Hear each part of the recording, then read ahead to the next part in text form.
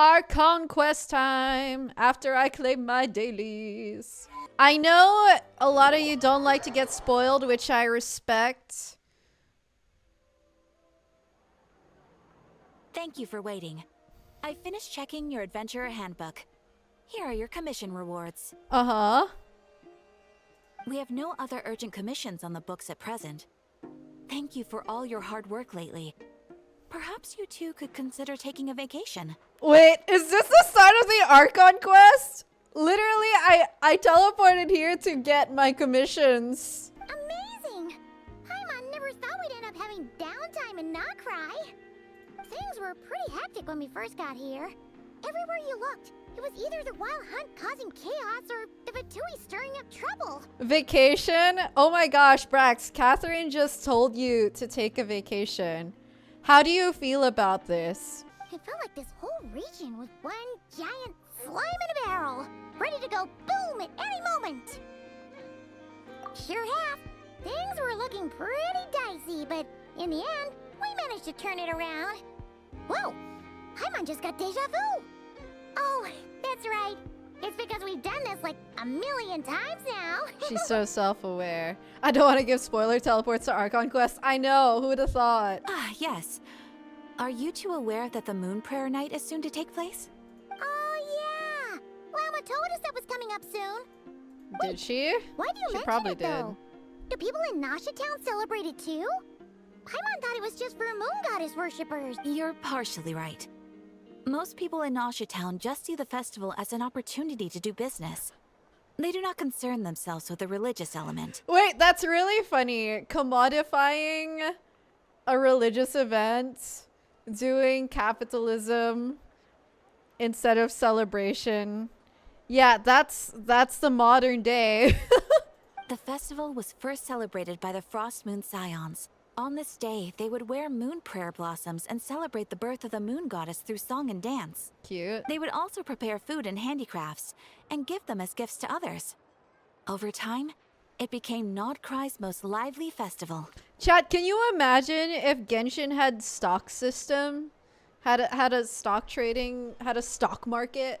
Oh my god. Oh, sounds like fun! Great! Well, in the meantime, since Catherine doesn't have any commissions for us, let's focus on some personal business instead. That is a big ass book. Are you telling me that's my adventurer's handbook? Jesus Christ. When we first got here, you mentioned that this was where your spaceship landed? We didn't get to follow up on it at the time because we got wrapped up in that whole rerir situation, but now we can finally start investigating it properly. Paimon really said the rerir situation is crazy. Well, there's a saying Paimon's heard around these parts, which goes, if you lift up a rock, you'll find something you weren't looking for. Oh. By that logic, you'll never find what you're looking for while you're searching, but the moment you stop looking, it'll jump right out at you. Mm-hmm. Could be worth a try though, right? Anyway, Paimon suggests we focus on other stuff we want to do for now, and just keep an ear out for spaceship-related intel as we go. We haven't seen Columbina in a while. Oh, I'm so behind on my Moon Chronicles. She used a huge amount of power in the final battle against rerir and has been much weaker since then. I hope she's resting. We've seen no trace of the doctor so far. I kind of hope we do get the doctor soon. If the doctor becomes the actual, or the second villain of Krai, that's gonna be fun. What's wrong? You look super serious all of a sudden. Huh?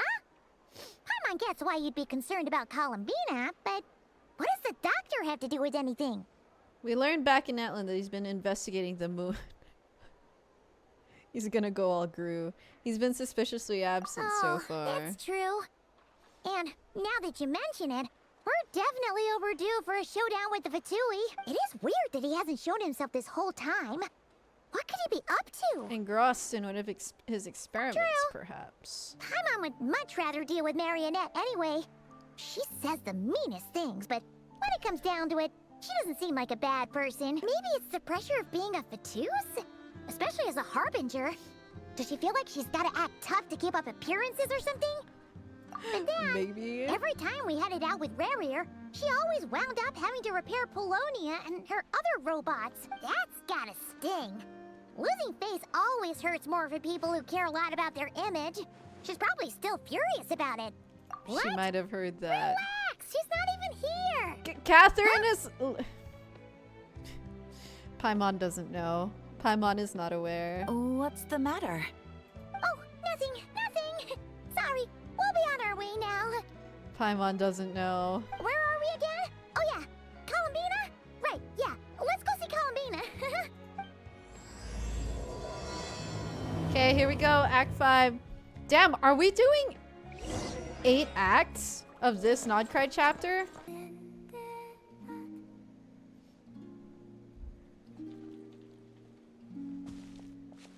Hey, she's sitting up. Is me sitting here a rare sight? No, we just thought you'd be resting. Perhaps I would have been, were it not for the sudden arrival of some unexpected guests. Oh, Not that I consider it a disturbance. After all, you are the only ones who are free to enter. guys, Would it we're not be a little special. unfriendly of me to lie down while we speak? I didn't realize you put so much thought into little things like that. Damn, I can't wait for her to be playable. Only sometimes. There have been moments lately where I think about you and your companions. They are warm, mysterious, and cozy memories. Very few of my past memories are anything like that. They say that travelers return home bearing bags full of souvenirs. But my luggage was empty, and I believed it would stay that way. Return home? So, you're still planning on returning to the moon? Yes. This planet continues to reject me, reminding me that I do not belong here. Damn. If I remain in Teyvat, there will come a day that I disintegrate. And I don't mean reduced to dust, Oh. or turned into food for the flowers. Oh. I mean, I will cease to exist entirely.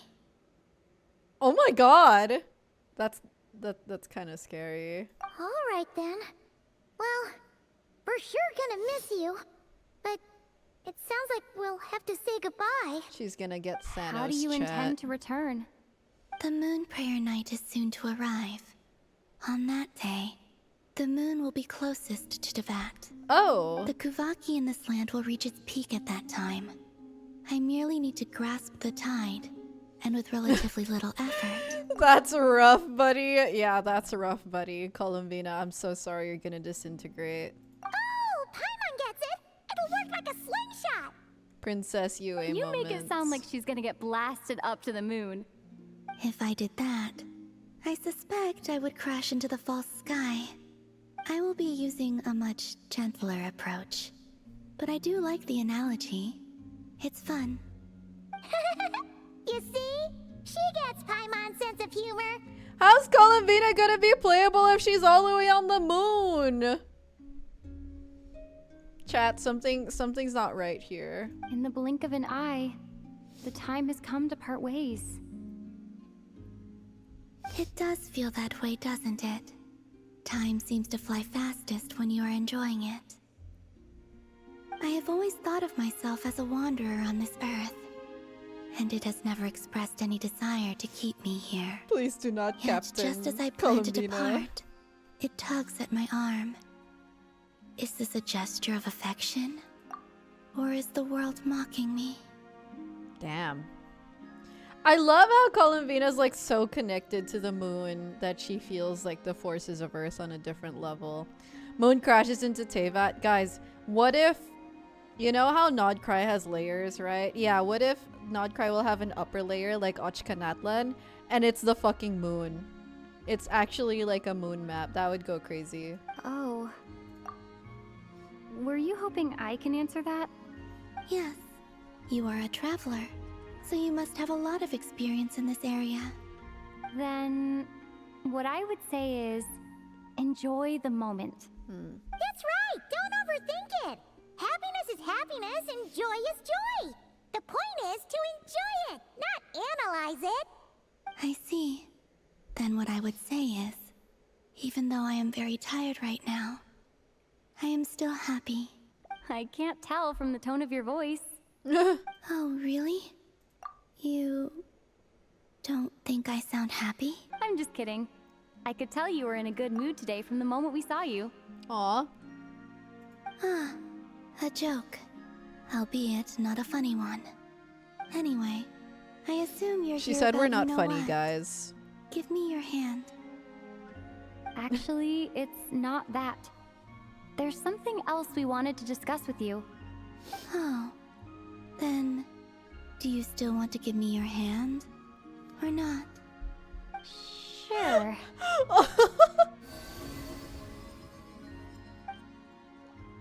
You still want to make Thank you. it? Or So, not? I've heard that in the Moon Prayer Nights of the past, people here would hold celebrations in the Moon Goddess's honor. Since you helped so much in our fight against the rerir of Solnari, I think you deserve a farewell party before you return home. I haven't asked everyone else for their opinions on this yet, but I'd like to invite you to join the upcoming Moon Prayer Night. I've never joined a moon prayer night before. I'm not sure what I would even do. Pray to the moon. Don't worry about that. We take care of everything. All you need to do is show up. Of course, there's no need to force it if you're not feeling strong enough. It's just, this kind of felt like a golden opportunity. But they call me Kutar, and the Fatui have an arrest warrant out for me. I shouldn't appear in public right now. What if she goes in disguise? I'll make it work. You have my word. They're gonna make a disguise for We got your her. back. Well, she does. Paimon's actually not too sure what she's planning. All right, if you're sure. I will not refuse your invitation.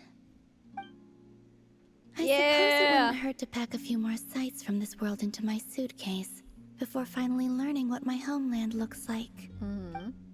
Oh, if you see Lauma, please tell her that my answer to the question she asked me is neither yes nor no. Rather, it is, there is no need. Okay, guys. That was kind of cryptic, but sure. Guess it's between the two of you. We'll pass along the message. Bye for now. What do you think Lauma asked her? Does it have something to do with her departure? What did Lauma offer her? Service? Prayers? Thoughts? Whoa.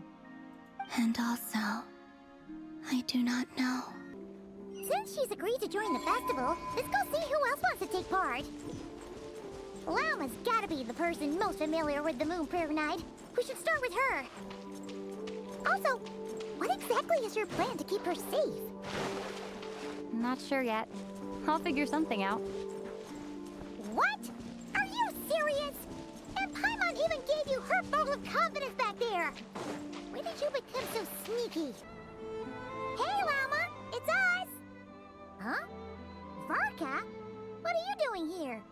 Look at him! Oh my god, wait, he's so tall. Dude, Lauma's antlers barely reach his shoulders. Why is he so big? Beats me. I had a bit too much to drink last night, and when I woke up, I was on Hisi Island.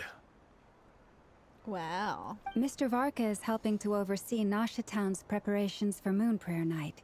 He is here to go over some details regarding the decorations and custom cloth designs. Right. Oh my Yeah, gosh. that too. What do you mean, that too? So, that too. Yes. Celebrating this festival is a long-held tradition here in Krai. On this day, the crescent moon at the top branches of the verdant crest turns into a full moon, and the moon prayer blossoms bloom with a special radiance.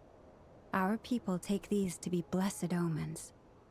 It's an especially welcome event coming off the back of all that nasty business with rerir. Everyone got put through the ringer recently, and now they're looking to turn their fortunes around. Huh. The big shots in town all agree that a big, lively celebration is just what we need to rebuild people's faith in this place. No wonder Catherine said the people weren't so bothered about the religious element. That's right. It's become more of a local custom by this point. The celebrations have little to do with whether the religious stories behind this event are true or not. Even the Frost Moon Scions are eagerly awaiting the coming of Moon Prayer Night, despite now knowing that their past beliefs were founded on a falsehood. Ah. That's fair. It's a bit like the lantern ride in Liyue. It's a chance for people to enjoy themselves, not debate the existence of the Adepti. Oh, one other thing. We just went to see Columbina. We went ahead and invited her to take part in the festival this time. Hope it's okay. Wait, so... you mean she agreed to it? Huh. That's quite a surprise. Then I suppose that she intends to return to the moon on that day. Oh, yeah. It's kind of a complicated process, but basically, it's like a slingshot. I understand. In truth, I had a feeling that she might make such a decision. Well, if Kuthar has decided to participate in the festival, we should prepare accordingly. Yeah, exactly. She was saying how it could be risky for her to show her face in public. We were wondering if there was any way we could hide her. Give her a disguise. Unfortunately, the people who carved the statues did an excellent job of capturing her likeness. Oh. It will be very challenging to hide a goddess whose face everyone is so familiar with. She's too recognizable. We may have bitten off more than we can chew here. Nah, don't sweat the small stuff. We can handle that. Huh? Are you saying you have a plan? Not as such, no, but the most important thing with a festival is to keep the mood light and your spirits up. They just need to give her Paimon's detective costume. You can't go preparing for a festival with those long faces. You'll never convince anyone to enjoy themselves. The Mondstatter spirit is strong with this one. As it happens, I agree with Mr. Varka. Let's start by making our appreciation for Kuthar the beating heart of the festive atmosphere. And who knows, once we get the ball rolling, perhaps everything will just fall into place. Hey, did you catch that? Llama said the thing! Or close enough at least. She said the thing. I'm looking forward to the Moon Prayer Night already. We have a festival in Mondstadt called Windbloom. And you can always tell which couples are says celebrating it for their Mondstadt. first time That's nice. by the smiles on their faces. Big, beaming smiles like their whole face is glowing. And I have a feeling we'll get to see that same smile on the Moon Goddess's face at this festival. Not quite the same, surely. Guys, can we make Columbina smile? Anyway, I'll take care of business in the city, but I'll have to leave the decor up to you and the Frost Moon Scions.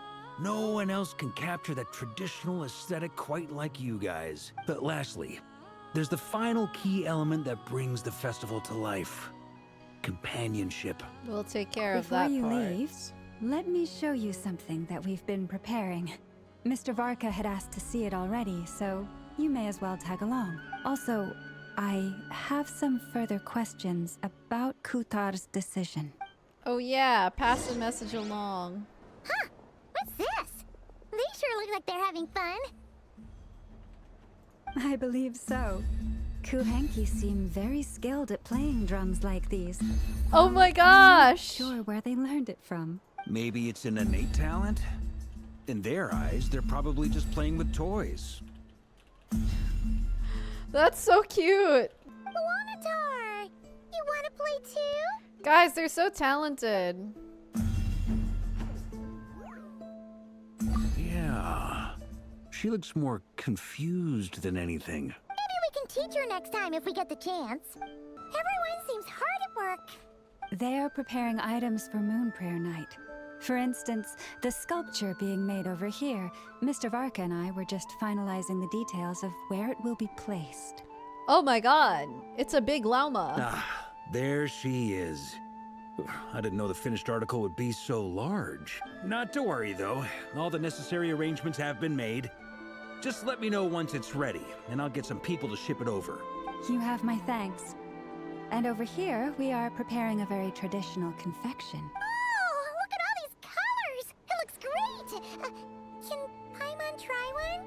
It's bigger than llama. It's big llama. Of course. I have a feeling you'll like it a lot. You bet. Sweets and treats are Paimon's favorite. If you included those in the Feast of the Moon, I bet Paimon would have joined the Frost Moon Scions by now. There will also be verdant crests like this present in Nasha Town during... The timing of Moon Prayer Night is not completely set in advance. Oh. We make a rough estimate, then observe the changes in the verdant crests and Moon Prayer blossoms to guide us. Wait, what? They don't know when exactly it's gonna happen? So they only know like a few days beforehand? As such, the wait itself is a fun feature of this particular festival. Oh my god, they party till it happens. Let's talk here. To tell the truth, I am very surprised to hear that Kutar is willing to participate in the festival. I once asked her if she'd be willing to stay with the Frost Moon Scions.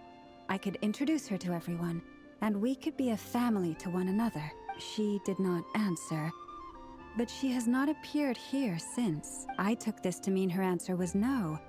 But if that were the case, she would not have accepted this invitation. There is no need. I see. Maybe she is right. Maybe the Frost Moon Scions of today no longer need a moon goddess. Oh. Do you think Llama asked something along the lines of, should we still worship you? But my wish was not for her to come here and be worshipped as a deity. Oh. I simply wanted to offer her a place to stay. Huh. I'm sure she believes that showing herself here might invite Fatui intervention, and as such, she does not wish to cause us trouble. But what really pains me about all this is that this is her birthplace.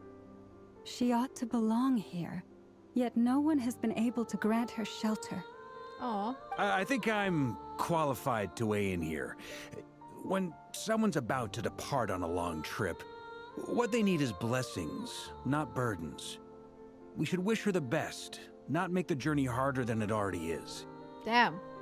Anyway, she's agreed to attend, hasn't she? All we need to do is simply respect her decision. So true, Varka. So I see your true. point. Yes, she will soon depart after all. Our job is to leave her with some happy memories. Besides, who's to say her journey to the moon is a one-way trip? It's not like she can't come back and visit if she wants, right? Guys, how far is the moon in Genshin Tevat meters? Paimon agrees wholeheartedly. Festivals are all about having fun, so let's keep it simple. All right, I'm gonna head back to Nasha Town soon. Want to come with? I'm guessing you have some other folks to visit there. Llama's so devastated. Yeah. Man, Llama's a real one. Sure thing, let's go. She's so kind Bye for now, Llama. Thank you all. Goodbye. and empathetic. Goodbye, Llama. A traveler needs blessings, not burdens. Will blessings alone be enough for Columbina? Oh my gosh! Huh? Hey, over there! It's Durin and Albedo with Flints! What could they be chatting about? That's a trio I didn't expect to see together. I mean, of course I expect Durin and Albedo to be together, but Flints? Hello? Your guess is as good Sir as mine. Flints. Ah, Grand Master. And the Traveler and Paimon. Hello there. It's been a while. Perfect. We have some new volunteers for our investigation. What investigation? Wait, let me guess. The righteous Lightkeepers are finally ready to hunt down the Abyssal Dragon? Haha. Yes, that too. Yeah, right!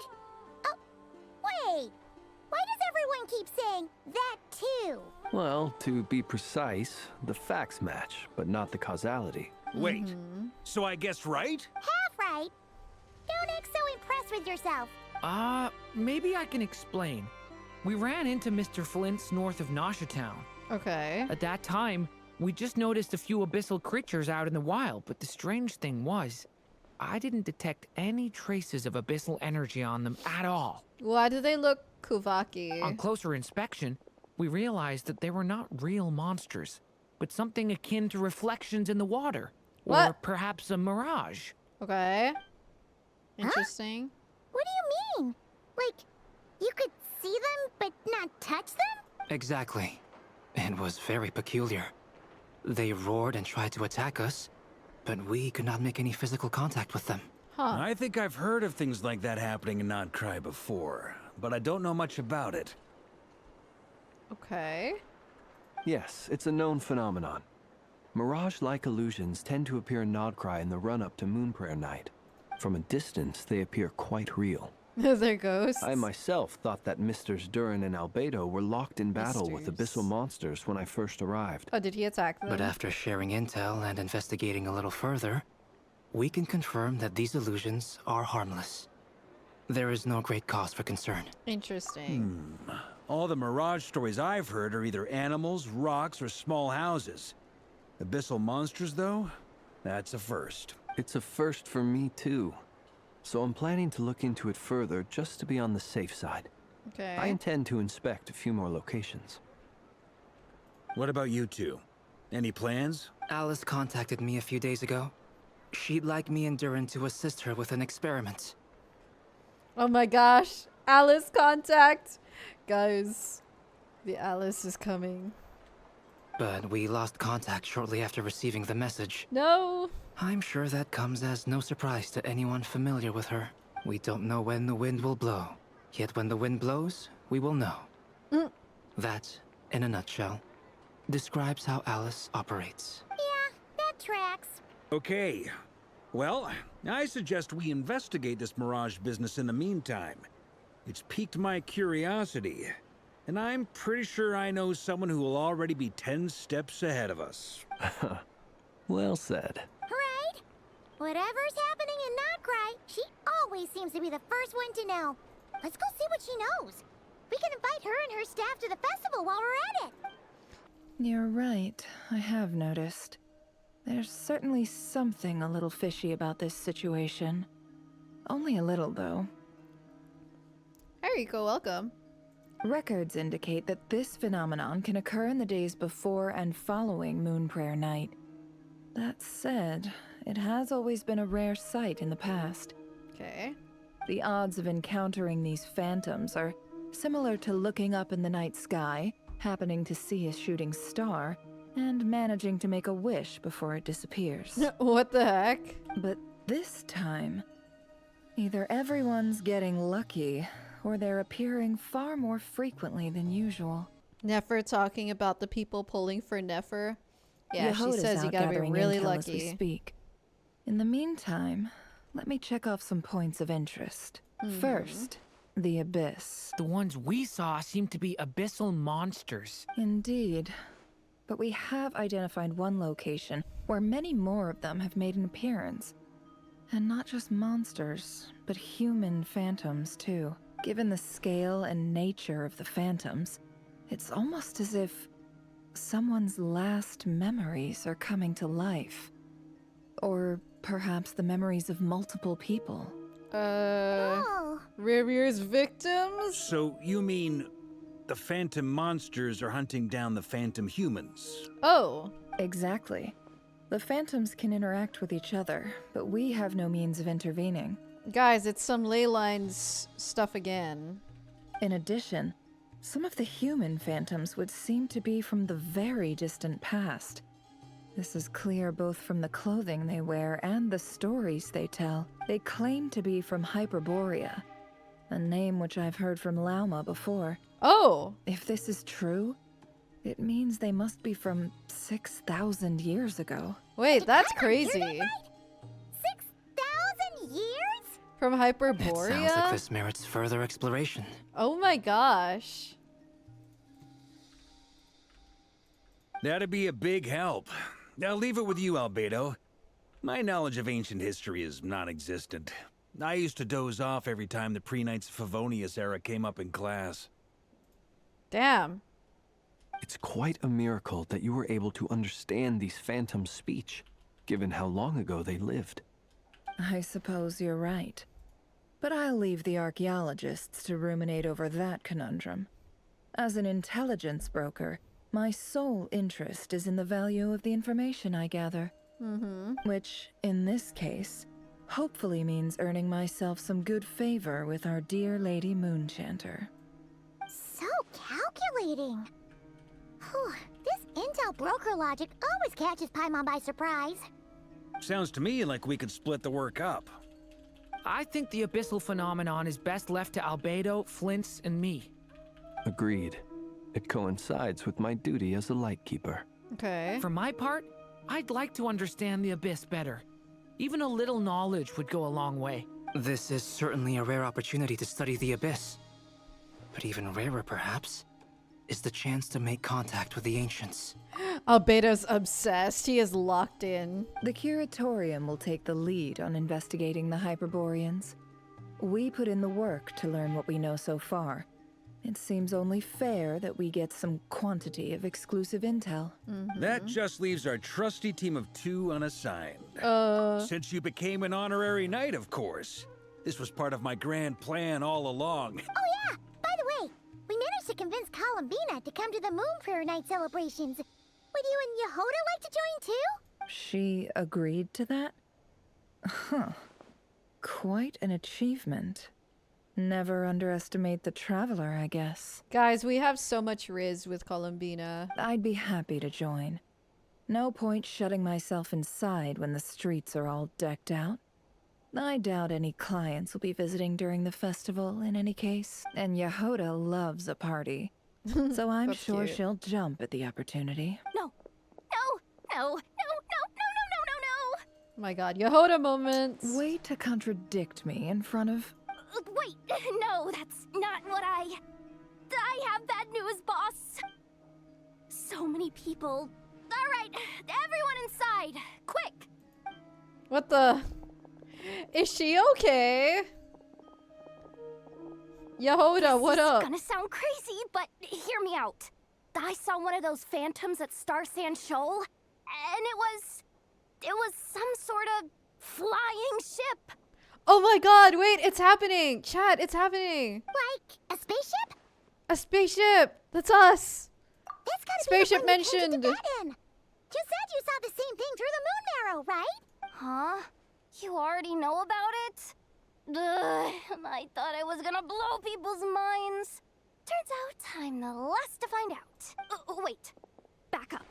You came here in a spaceship? Now my mind is blown. What's it like on the inside? Was it like flying through space? I want to know everything. Oh my gosh.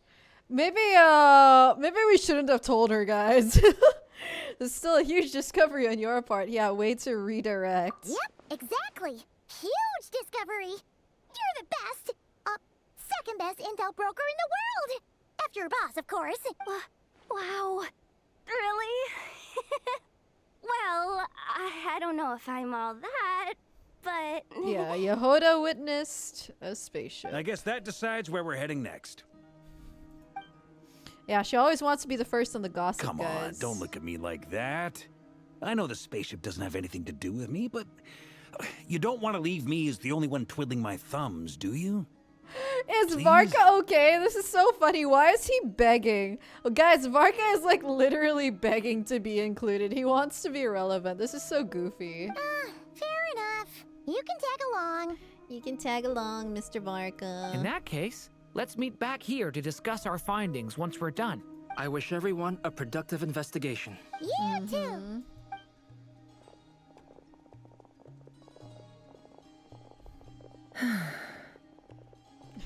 What's up, boss? Aren't we gonna head out? He is so cute. Tell me, Yehoda, when did the Curatorium start giving out intel for free? Oh my god, guys, she's so pissed. She's so pissed. Wait, that's so funny, actually. Oh, sorry, boss. That's so cute.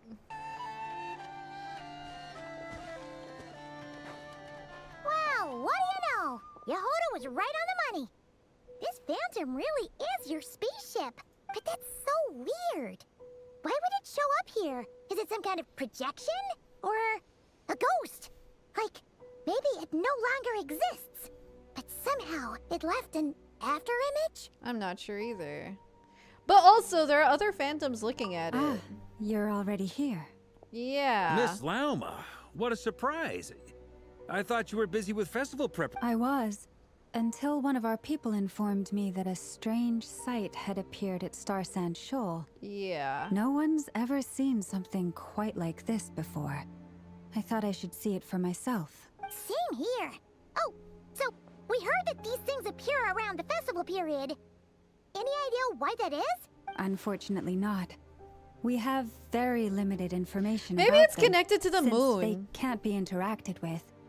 And no human phantoms have ever made an appearance before now. Like you know how they said that the moon, this is the closest the moon is?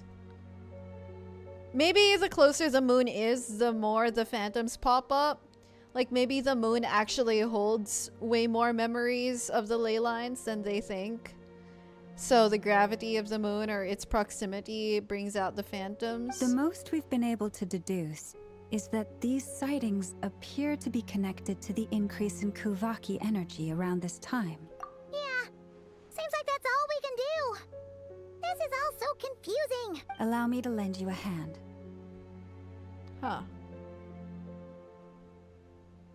But I wonder if the spaceship has shown up before, like on previous moon festival nights.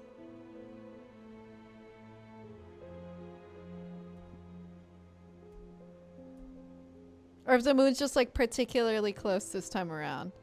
Oh, is she gonna talk to the animal? Everyone, our friend here should be able to provide us with some information. Oh, okay. That's fun. Is that a phantom rhymehorn deer? I've heard about how the Frost Moon Scions live in harmony with the animals and can even communicate with them. That's coming in handy now, for sure.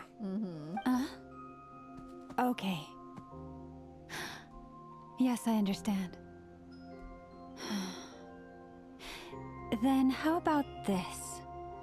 She's a Disney princess for real.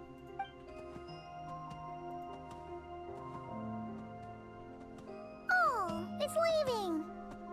It appears to share our curiosity about this giant spaceship, so I asked it if it wouldn't mind investigating along with some friends. In return, I told it about some nearby spots where the wild fruit grows abundantly.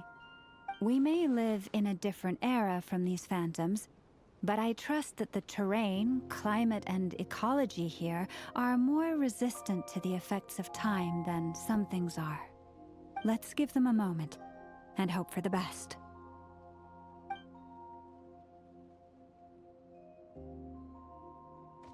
All back together? Must have been a lot of fruit. Indeed. Now let me ask them some questions.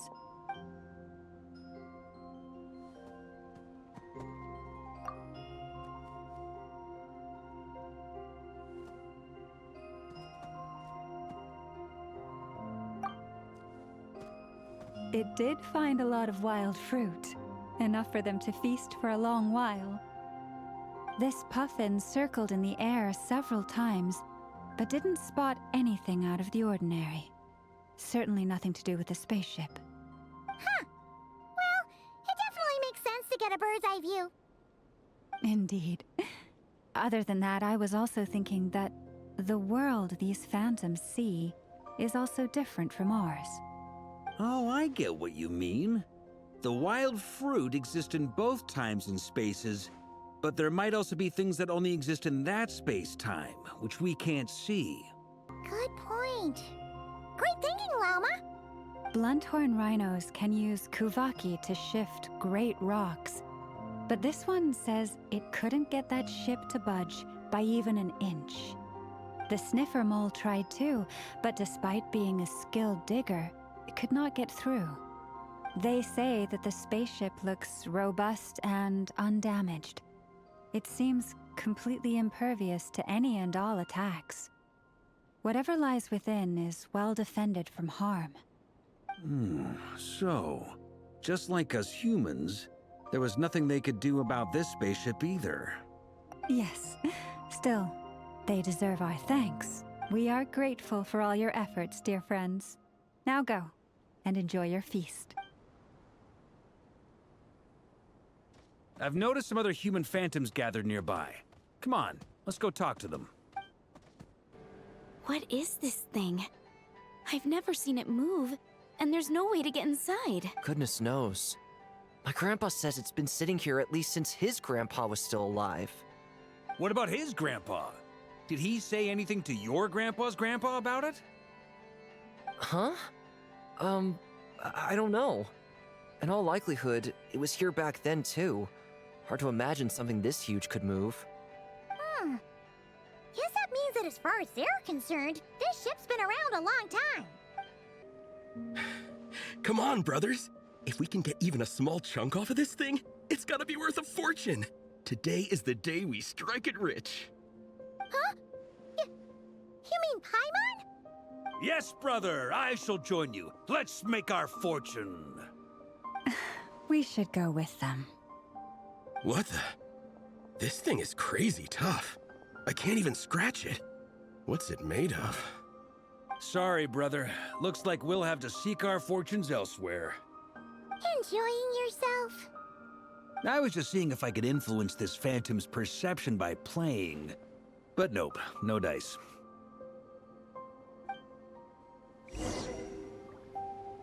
I'm sure we're all starting to build up an idea of what's going on here now that we've spoken to some of the people.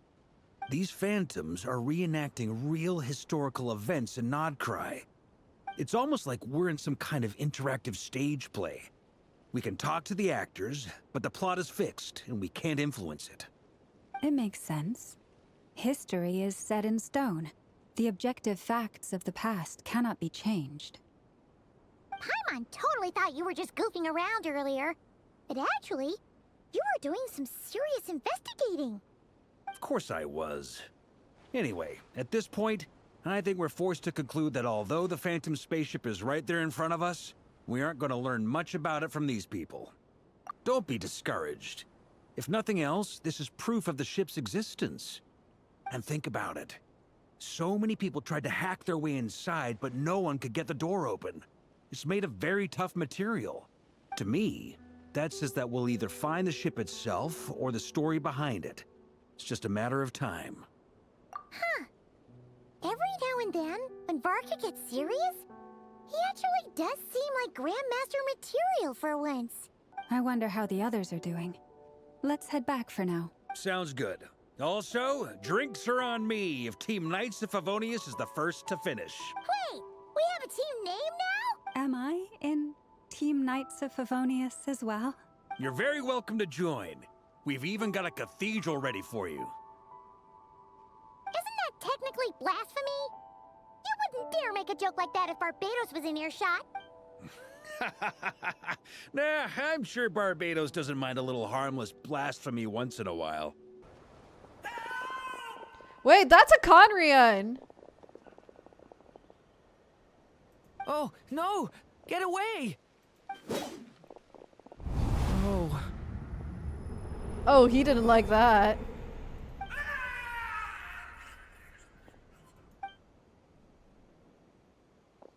I know it's hard to stomach, Mr. Duran. But as I'm sure you've noticed, there is nothing we can do to intervene in that which unfolds before us. But we have to at least try. And try you have. But are you aware of how many unsuccessful attempts you've made now? I wasn't keeping count. I'm afraid this is the 39th failure so far. Or the 5th if we're only counting this particular victim. There are no indications that these phantoms may be altered in any way. You seem to have calmed down a little. I'll make us a fire. You should rest and have some water. I wonder if he got freaked out when the abyss ghosts like passed through him. Feeling any better now, Mr. Duran? No, it told me there was gonna be a quiz. This poor kid. May I ask a few questions? Aw, he's such a baby. Be my guest. What exactly are we witnessing here? What happened to those people? My guess would be that we are seeing Krai during the Conrian Cataclysm. Would that be accurate? Probably. Conria. That is correct. As you know, once the Abyss senses even the tiniest crack, It floods in and spreads like wildfire.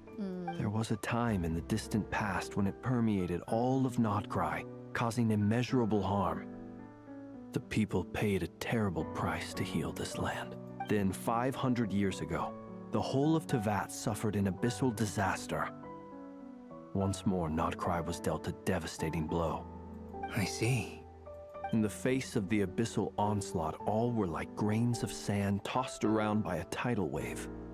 Be they human, fae, or god.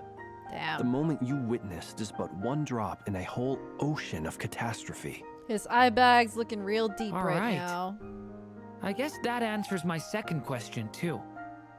I wanted to know why there's nothing I could do to help them, and that's because what we are seeing is history. That would be my guess as well. As I understand it, history and fate are not all that dissimilar. The latter may be unseen to us, but both are immutable. Yes. Fate was determined long, long ago. I still have a couple of other questions for you, Mr. Flint. Now Flint's is the one who's like, I didn't know there was gonna be a quiz. Yeah, I'm glad Koi Albedo continues to be voiced. You mentioned more than one abyssal disaster that has struck this land in the past. How can you be sure that what we're seeing is from the Conrian incident? The clothes, also, Durin, the clothes. How are you able to stay so calm when you're talking about these events? From everything I know about you, you're not cold or ruthless, and you're not indifferent to the suffering of others. Alas, I am forced to show my age. I must be 600 or 700 years old by human measure. Guys, when Daddy doesn't cover it. Oh my gosh. Wait, so you... You needn't apologize. Your passion is a good thing to have. Treasure it.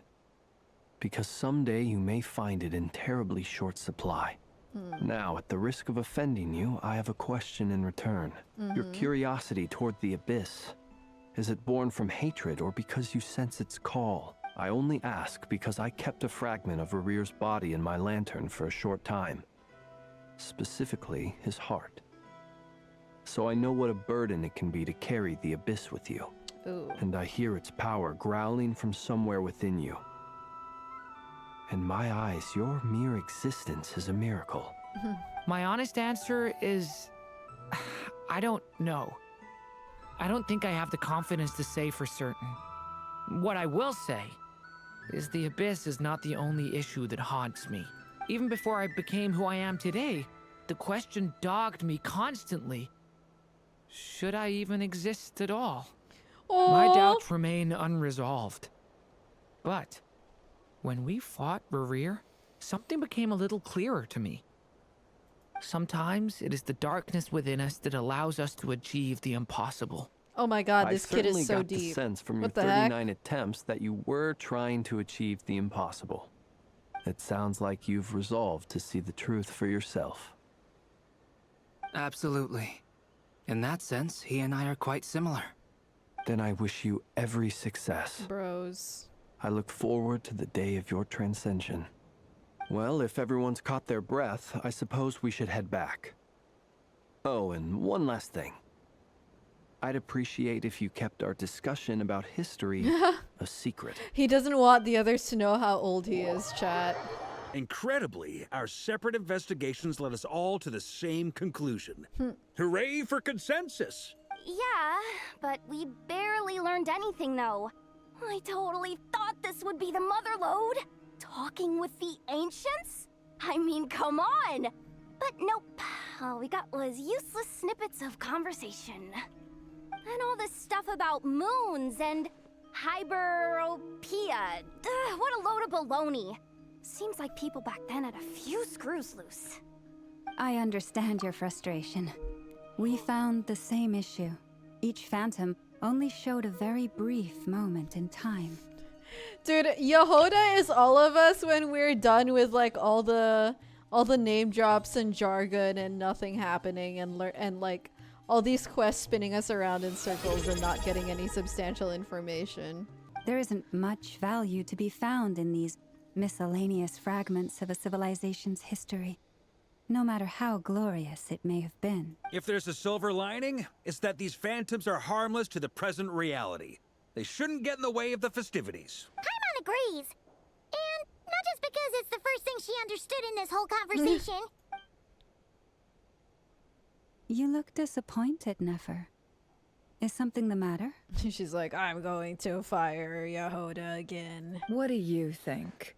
We all worked our tails off, but the only one to gain anything from it was you, Lady Moonjanter. Oh, hello? Well, please do share the Hyperborean records with me. I will gladly inscribe them in our people's documents. Oh, duh! Yeah! That was it! Hyperborea! Hyperborea. I'm serious. Only an expert in the Frost Moon Scions and their history can turn these records into valuable research material. The alternative is to let them gather dust on the Curatorium's storage shelves until the pages turn yellow. Nefer, you're wise enough to know that cooperating and sharing the profits is the best course of action here.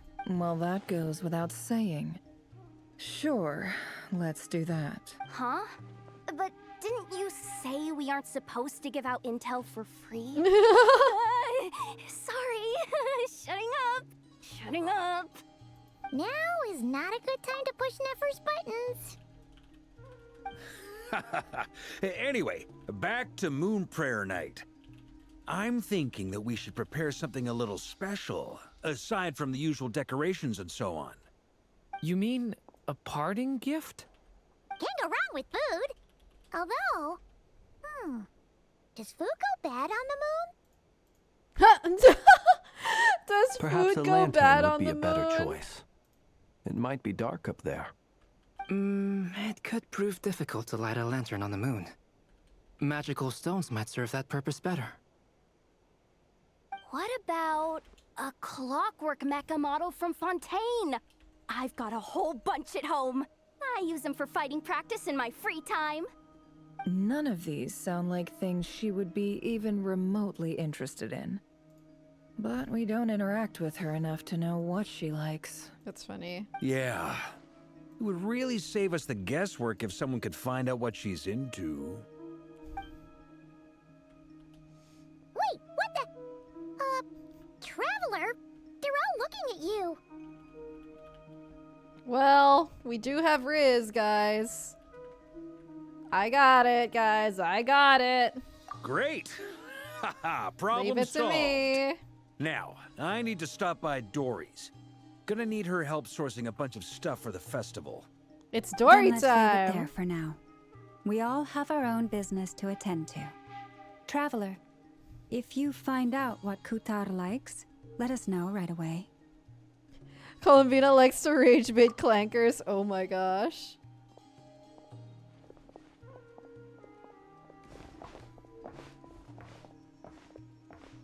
Is something the matter? That's my line, Durian. You seem a little down. I'm fine. It's just... I'm still feeling a little rattled after witnessing the horrors of the Abyss. But it's okay. This is something I have to work through. I'll be all right. Thanks for your concern. He's so mature. The little Don't put baby. too much pressure on yourself. If you ever feel like something's wrong, physically or mentally, we're here to talk. Come on. Stop treating me like a kid.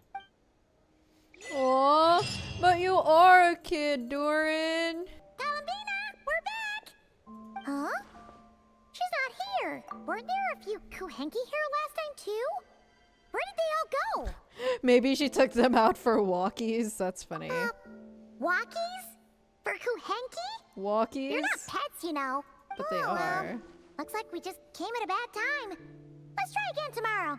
There's still a few days until Moon Prayer Night, so we're in no rush. Besides, she needs time to rest anyway. Fair point. Let's go.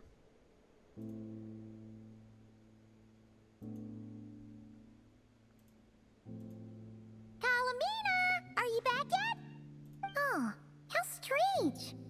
Looks like she still isn't here. Right? It's not like her to spend so much time outside.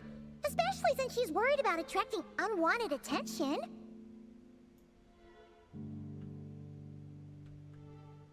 What about Luonatar?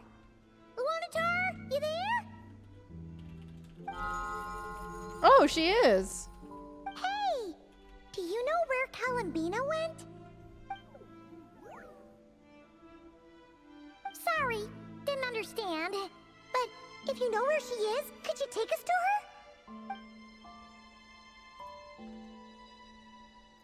Seems like an I don't know either to me. Yeah, that's even stranger. Thank you for the hydrate. What about him? Oh, that's not good news. They change color when Columbina gets weaker, right? And they look super pale right now. Good idea. She might know what's happening.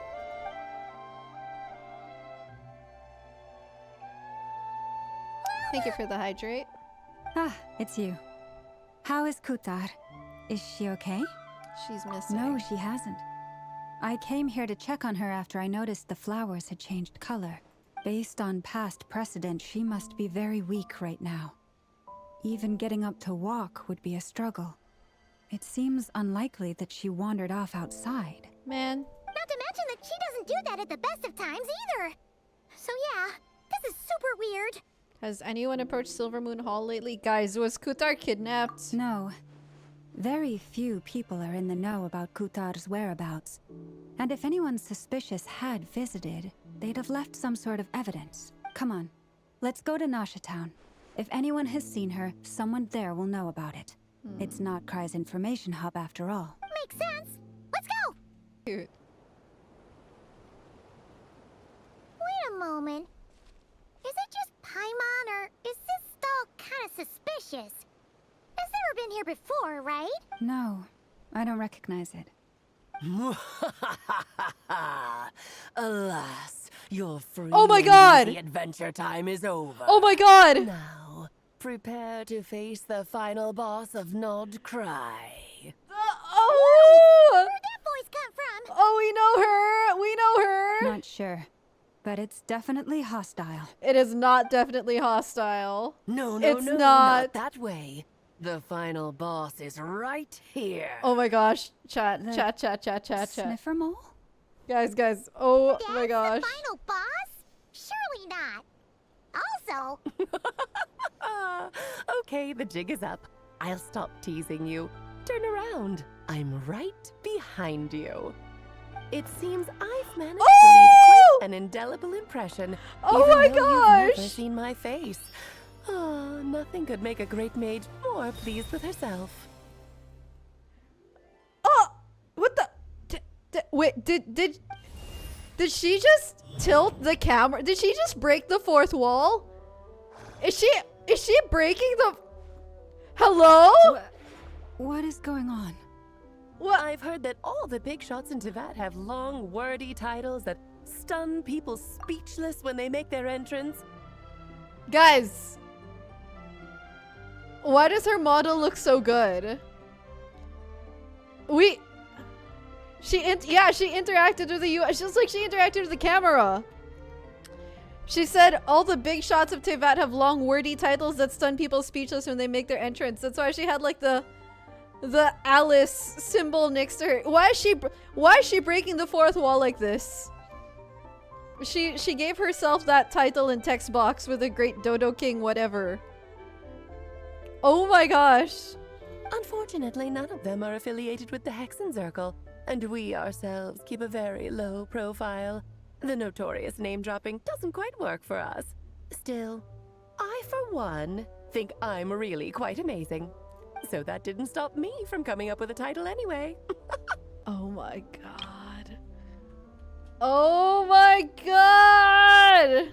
Alice! It's really you this time? Not a lantern or a Dodoko, but Alice in the flesh? Alice in the flesh! Oh, that's right. So, what do you think? How does it feel to finally meet me? It's... holy shit. Wait, mother. Oh. Oh my god, she's so pretty. She's so pretty. Oh, I'm sure they gave her banger VAs. You look like... You look just like Klee. You look so young. What is that supposed to mean, I'm the mother of Klee, Tivat's #1 cutie. How old could I possibly be?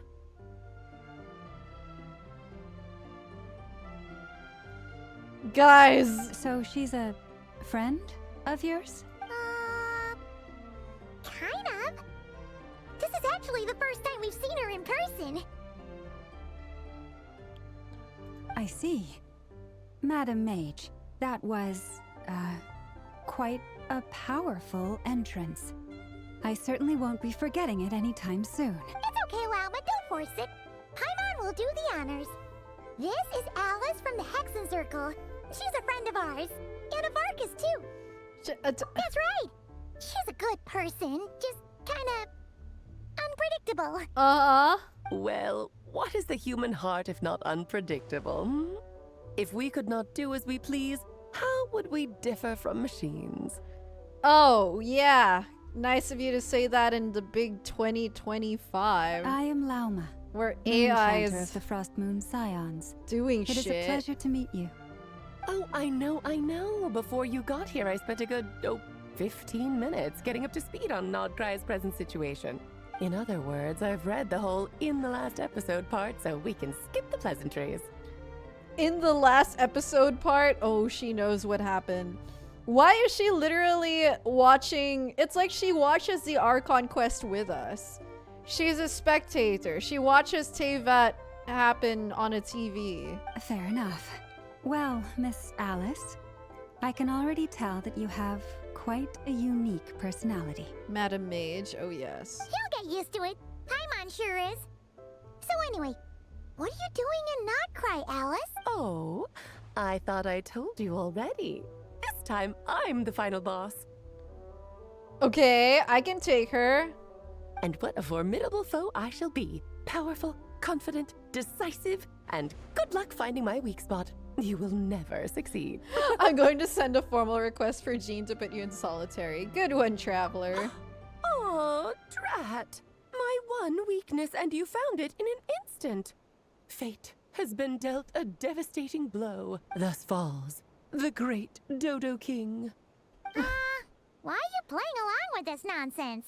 For funsies, of course. What's she wrong, said Paimon? funsies. Are you disappointed in me? She said Am I a funsies. gigantic letdown? No, it's just... you seem like a busy lady. And this is the one time you've shown up in person. Paimon figured it would be for something more high stakes than just goofing around. Oh my gosh. In a fight? You're quite right. I I'm don't here know. in Not Cry because something big happened. Something big enough it caught the attention of the Hexen Circle. It concerns the 3 moons, Tivat's borders, and of course, the moon goddess you are currently searching for. What? Alice knows where Columbina is? Of course she does. Of course she does. Kind of. Why don't we discuss this over a pot of tea? Oh. My Damn. main reason for coming on this trip to Tivat was, of course, to have some fun.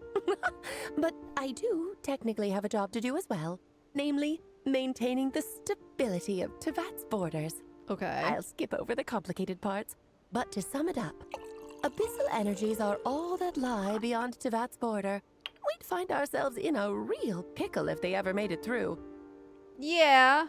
And the phantoms you've been seeing are a sign that the border has been disturbed. Oh. Okay, that makes sense. Does it? No Moon wonder moments. they tend to show up around Moon Prayer Night. Is it because the real moon is now so close to us that its power can cross the border? Yes. In part, but only a That's what I was negligible amount thinking. passes through. Just enough to influence the verdant crests and so on. And Oh. as you've noticed, there has been an unprecedented number of phantoms appearing this year. The influence of the moon beyond the border cannot explain this. No. There is another far greater factor at play. The Okay. trilunar syzygy. Oh, so all the loons are all the moons are going to align. A trilunar syzygy. Eons ago, before the heavenly principles came to Tivat, It was the then 3 moon goddesses who controlled the laws of this world. Uh-huh. Oh, that's exactly it! The 3 goddesses split these powers amongst themselves, promising never to consolidate them into one singular body. This was meant to keep the world stable. Okay, guys, we're getting intense lore straight from Alice herself. But, fast-forwarding to the present, the Eternal Moon's marrow is with you, while the Iridescent Moon's marrow, which should never have appeared in this world, has been retrieved. Oh! Add that to the presence of a moon goddess in the flesh and... There's too much moon concentration! The power of all 3 moons is gathered here in Krai. There hasn't been an event like this since the War of Funerary Flame. Oh. Interesting. And it's having a noticeable effect on Tevat's borders. Why are you so concerned? Because that's her job, Traveler. Because I wish to give my darling daughter a peaceful, sunny environment to grow up in. Is that a good enough reason? Kinda sounds like you're dodging the question, but it does make sense. Well, that's one reason anyway, and the most important one. The others are a little complicated to explain. For instance, cleaning up after dearest Miss R. Cleaning up after Rhindotter's mess? Yeah. Yeah. Jeez. That's what everyone's doing, basically. Albedo could tell you more about that if you're curious. But right now, I have a more important question to ask you. Why are you collecting the moon marrows? I see. Nicole told me about that legend once. Nicole? You mean Meet Anne? Yeah. Oh, so you remember. We heard her voice in Fontaine. God, that was so long ago, of course. guys. That was a story about fate, her area of expertise. But Yeah. back to the story of our dear moon goddess. I'm afraid her intended method of returning to the moon is unlikely to work anymore. No! What does that mean? She may be missing, but she hasn't gone anywhere. She has disappeared. Did she disintegrate already?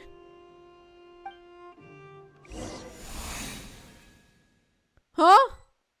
The damsel...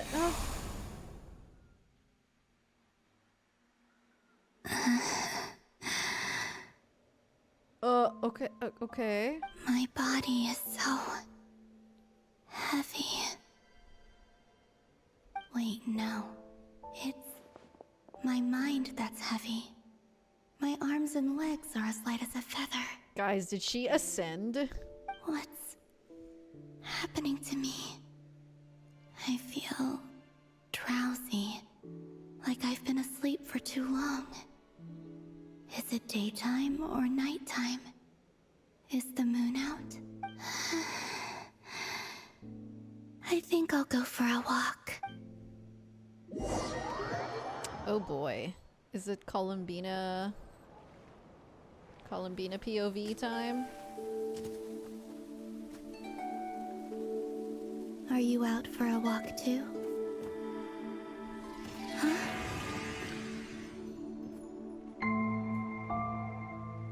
Is she a phantom now?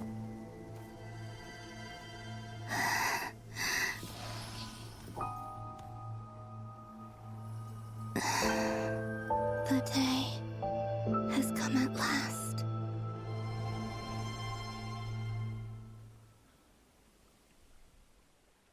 Oh, guys. She disintegrated. Have I grown so weak that I can't even sustain my physical form? But Moon Prayer Night is nearly here. I was so close to returning home. Death is near. Is this how it ends for me? Oh my god. Will I return to the moon after I disappear? Or... I don't want it to end like this. No. So far, at least, I still exist. Even if not physically, I can still feel. But as my power wanes, I'm sure that too will fade. I suppose I might take one final look at this world. The world where I was born. Bruh. Bruh! This may be your last chance to visit the Frostmoon Enclave. Don't let it slip away. Come on! Wait for me! The Frostmoon Enclave. How much it has changed since I was born. These decorations, they're so heavy. It's times like this when you kind of wish men could be priestesses and acolytes. How fascinating.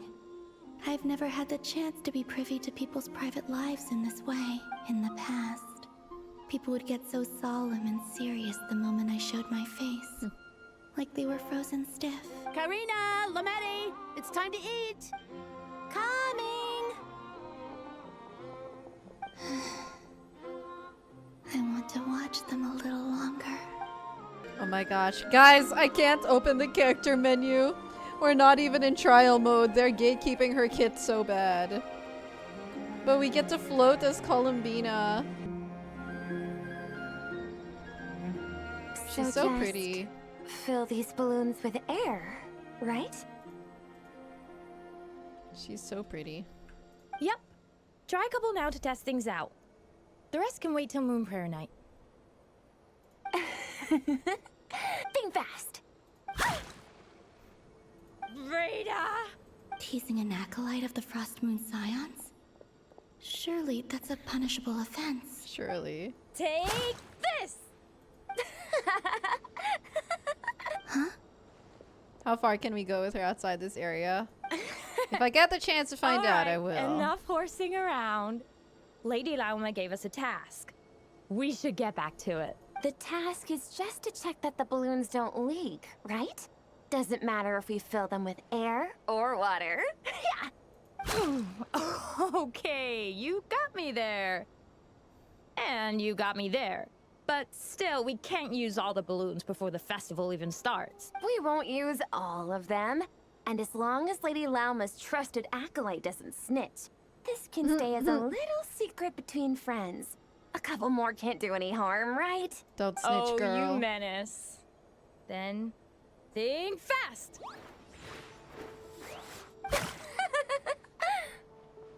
Is pumping a balloon full of water really so much fun?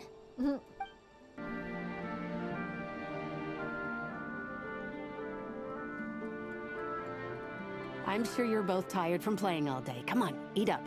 A plain, humble meal. That has always been the way of the Frostmoon Scions. Huh? How come Lametti got a midsummer berry dessert? Oh, I always get Lockaberry. I don't mind sharing. You can have a bite of mine if I get to have a bite of yours. They're sharing food? I've never shared food with anyone before. Even at the Harbinger tea parties, everyone just ate off their own plate. And when I couldn't finish my food offerings from the Frostmoon Scions, they'd leave the leftovers out under the moonlight for the animals to claim. Hey! That was 2 bites! Oh, then you can have another bite of mine. Oh, you too. Aw. Oh, don't fret now. Here, have some of Granny's too. So this is what it means to be family.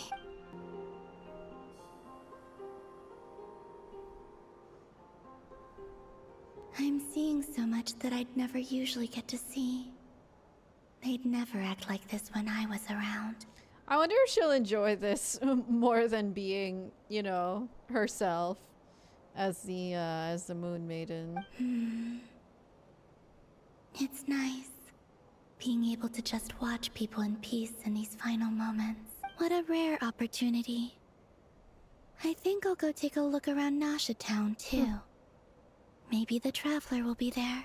This is the fantasy of what if you could turn invisible and you could hear everyone's conversations and they won't even know you're there.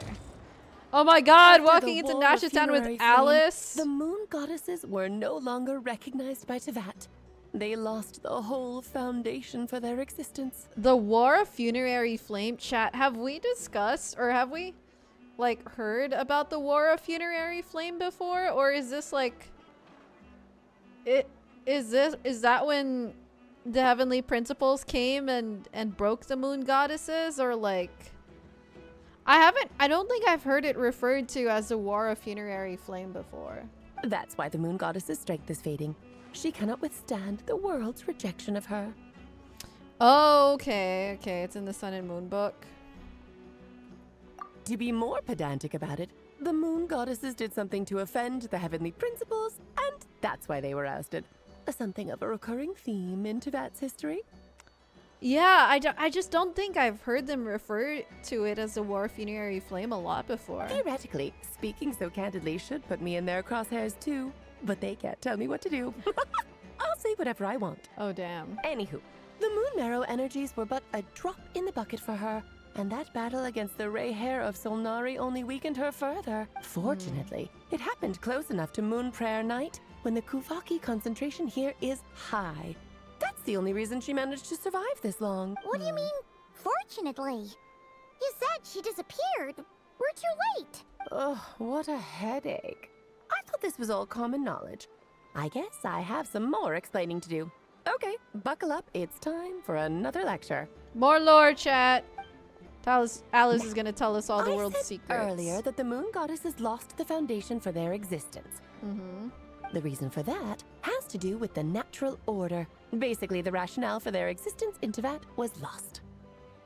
Okay. The same logic applies to the present moon goddess too. Consider her existence so far. Her comrades in the Fatui called her Damselette.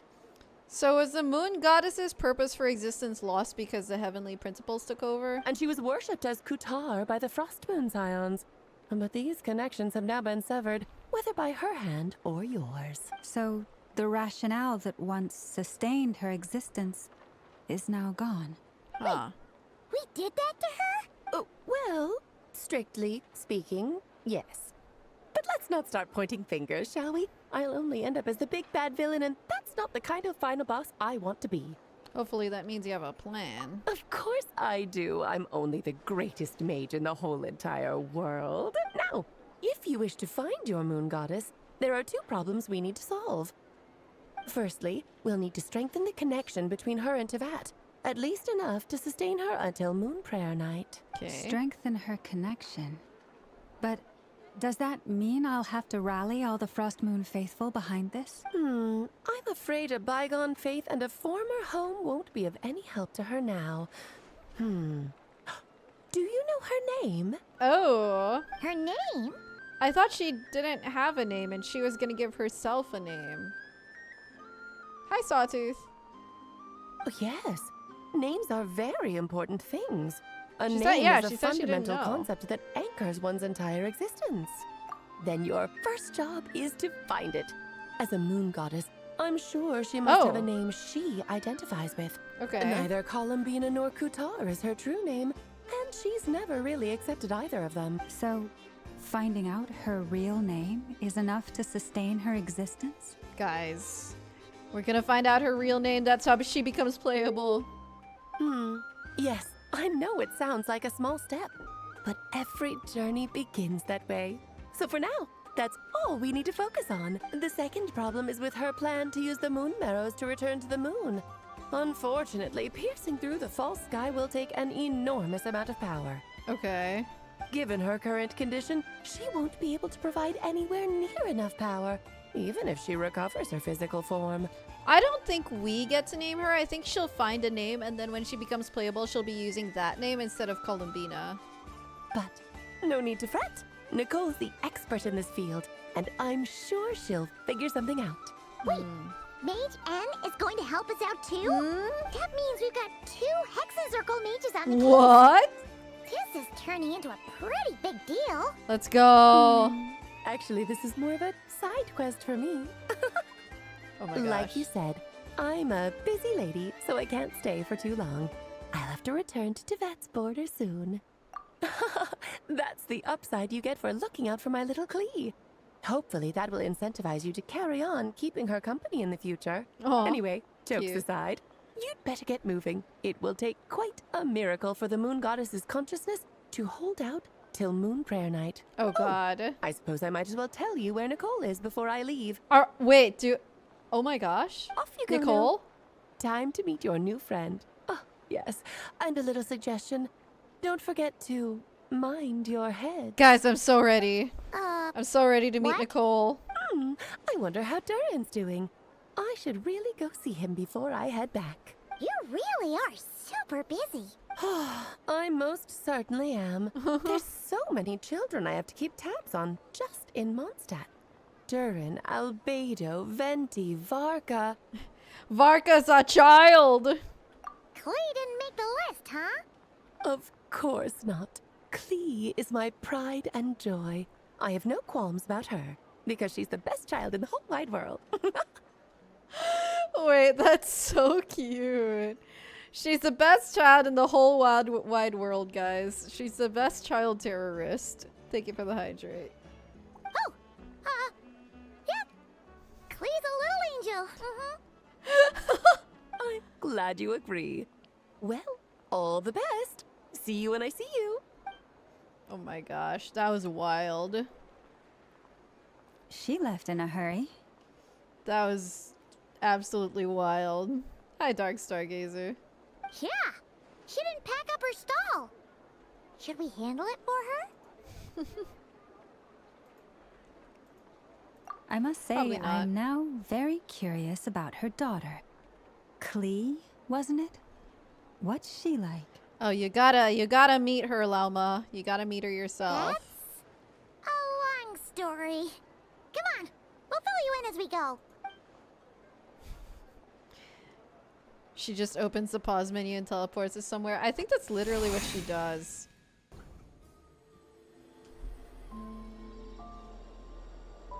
What a lively place. I've never experienced Nasha Town like this before. Hey, you old geezer! Your hammer's rusted through! Who are you calling old geezer?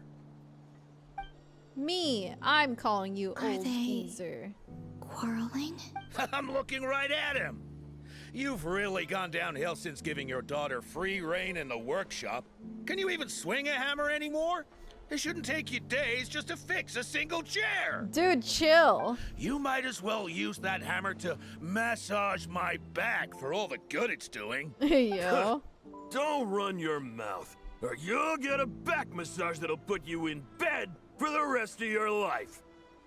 Look, the materials haven't arrived yet, all right? You know how busy it gets in the days before Moon Prayer Night. Yeah. I'll bet you send all the materials to your little princess. What the? Blood's always thicker than water, huh? Bro. All right, you've made your point, Uncle Kusky. As soon as the materials arrive, fixing your chair will be the #1 priority. And Dad, if you've got time to chat, why don't you lend me a hand, Wow, she's so calm. See? Lolka knows what the score is. I guess they're friends. But the way they spoke to each other was so ugly. Then again, it wouldn't be the first time I've seen something like this. Columbina! Sing outside my door in the middle of the night one more time, and I'll unscrew your vocal cords. You hear me? Aww. More snippets of Columbina and Sanjoni's friendship. Oh, Sandrone. So that was her way of trying to be friends with me. Aww. What a pity. I won't get the chance to say any ugly things in reply. Hey, man, have you decided what to give her for Moon Prayer Night? I sure have. She's gonna get the surprise of her life when she's least expecting it. Then I'll whip out the ring and pop the question. The surprise of her life. What a fun turn of phrase. Cool, I get the picture. You can spare me the gushy details. Ooh, looks like we have a customer. Hello there, ma'am. Would you like some Moon Prayer Night candy? Huh? Is he talking to me? No, honey. Can you see me? No, honey. Here you go. Oh. It fell right through her. Man. Come back anytime. Right. Now, where were we? I don't know why, but I still held out hope. Man. Poor her. The most important thing right now is to find that mage. This name thing seems super important too, but where do we even start looking? Wait, is Columbina gonna follow her around? What a weird way of selling stuff. I know, 0 packaging. I'd better go pay the Fatui a visit. Columbina, who are you gonna... Oh. No! Even we couldn't sense her. Oh my god, guys, she's dead.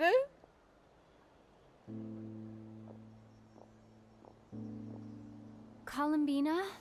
Oh! Oh! Oh! There's still hope. There's still hope, chat. There's still hope.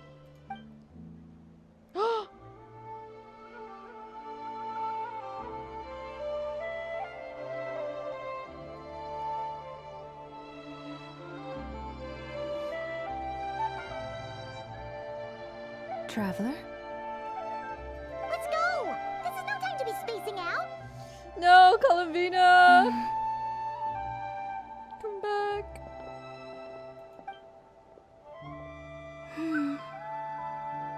Man.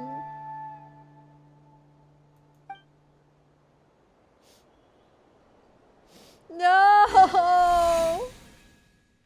I think we'll get Where are another they chance going? at Columbina. They mentioned a mage and a name? Mm-hmm. So, Mr. Varka, are you acquainted with this Nicole? Or should I call her Mage N? Ah, not really. We've never met, though she has come up in conversation.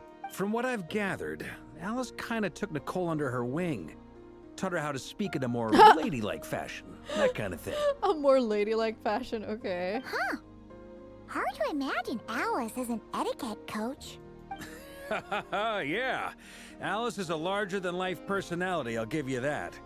But then again, that's why she's able to draw such an eclectic mix of people into her inner circle. If I remember correctly, being an interesting person is actually one of her main entry requirements. So, if you ever wanted to join the Hexenzirkel, I'm sure you'd both be eligible to apply.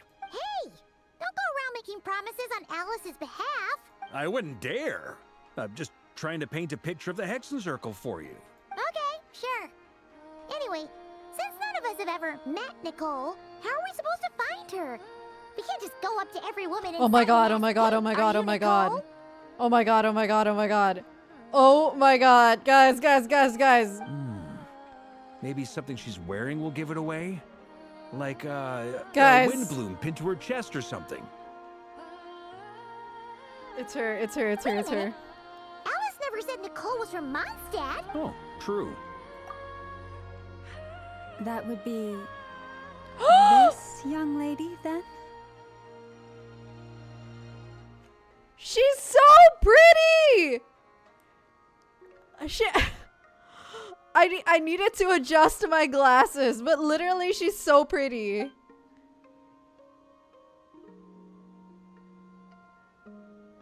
Holy crap. Hey there! Sorry to disturb you, but are you Miss Nicole? Varka, Knight of Boreas of the Knights of Favonius. Alice might have mentioned me before. Mm-mm. She has not mentioned Varka. Have we got the wrong person? Sorry. Well, this is awkward. That's literally... God, she's so pretty. When I shook my head, I meant, no, Alice hasn't mentioned you before. Oh, wait. Huh? Where is this voice coming from? Wait. I knew it. I knew that's what she was responding to. My apologies. For certain reasons, I am unable to speak. This is the only way I can communicate with you. It might take some getting used to, but I hope you can understand. Nicole! Hey, it's fine. I'm more shocked by the fact that Alice never speaks about me. Oh, Varka. Why does Varka keeps begging? As for you two, we have crossed paths twice before, but it is nonetheless a pleasure to finally meet you. It's Mother. really you! Thanks for all your guidance in the past. You're quite welcome. This time, things are different. We have reached the unwritten pages of the story. You might say that we stand at the crossroads of fate. God, I love her outfit. Now then, allow me to formally introduce myself. My name is... Ah, guys! The unappreciated master sculptor, the immortal literary giant, if only they'd write, and the silent angel, yet also the orator, the instant they utter a word, etc., etc. To remain silent is to be the observer of the world. She's so pretty! She's so pretty. No, stop! Alice! I can't believe it! Oh, oh, Alice wrote that for her. That's funny. Thank you for the hydrate. I had a whole speech prepared. I'd agonized over every single word. She always picks the worst moments to ruin other people's plans. Dude, Alice is just always breaking the fourth wall. It's so crazy. It's so crazy that they just have this character who's constantly messing with the fourth wall. I'm so sorry about that. Alice took the She can see liberty the of UI, devising yeah. some bespoke self-introduction magic for each member of the Hexen Circle. But I could have sworn I deleted all of the triggering conditions for it. How did it bypass everything? Oh gosh, this is so embarrassing. This is a very different side of Nicole than what we're used to. Is she not used to face-to-face interactions? Don't worry about it. We've seen that introduction magic once already, so it wasn't too much of a shock. Please go on, Miss Nicole. We'd love to hear what you have to say, or, well, communicate. Are they talking to this lady? But...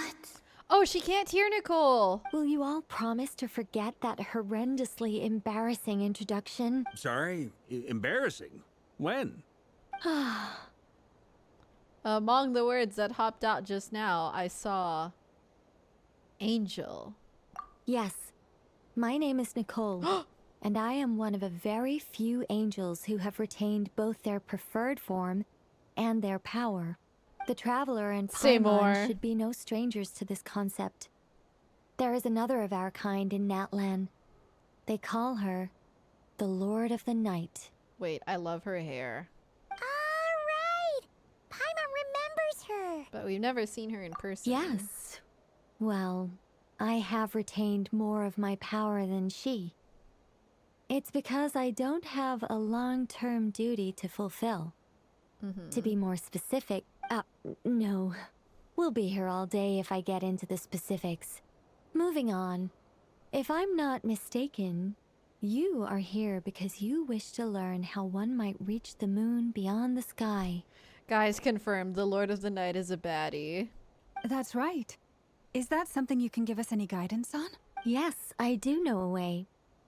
It began with the Hyperboreans, who lived after the War of Funerary Flame. Blank looks. Maybe I should start with the background of the war. Okay. Or maybe not. It shouldn't be an issue. I'll fill in the gaps for you. What is Columbina doing? Anyway, after that war ended, the three moons retreated to beyond the false sky. The Hyperboreans were humans I once aided. They accepted the civilization and creations bestowed upon them by the angels. Oh. Okay. But despite accepting many blessings of the angels, many among them still held on to their faith in the moons. They were reluctant to accept the new order. Even after the War of Funerary Flame, they sought to contact the moon goddesses beyond the sky and receive their guidance. I don't think Columbina can hear Nicole. All three had passed away by that point.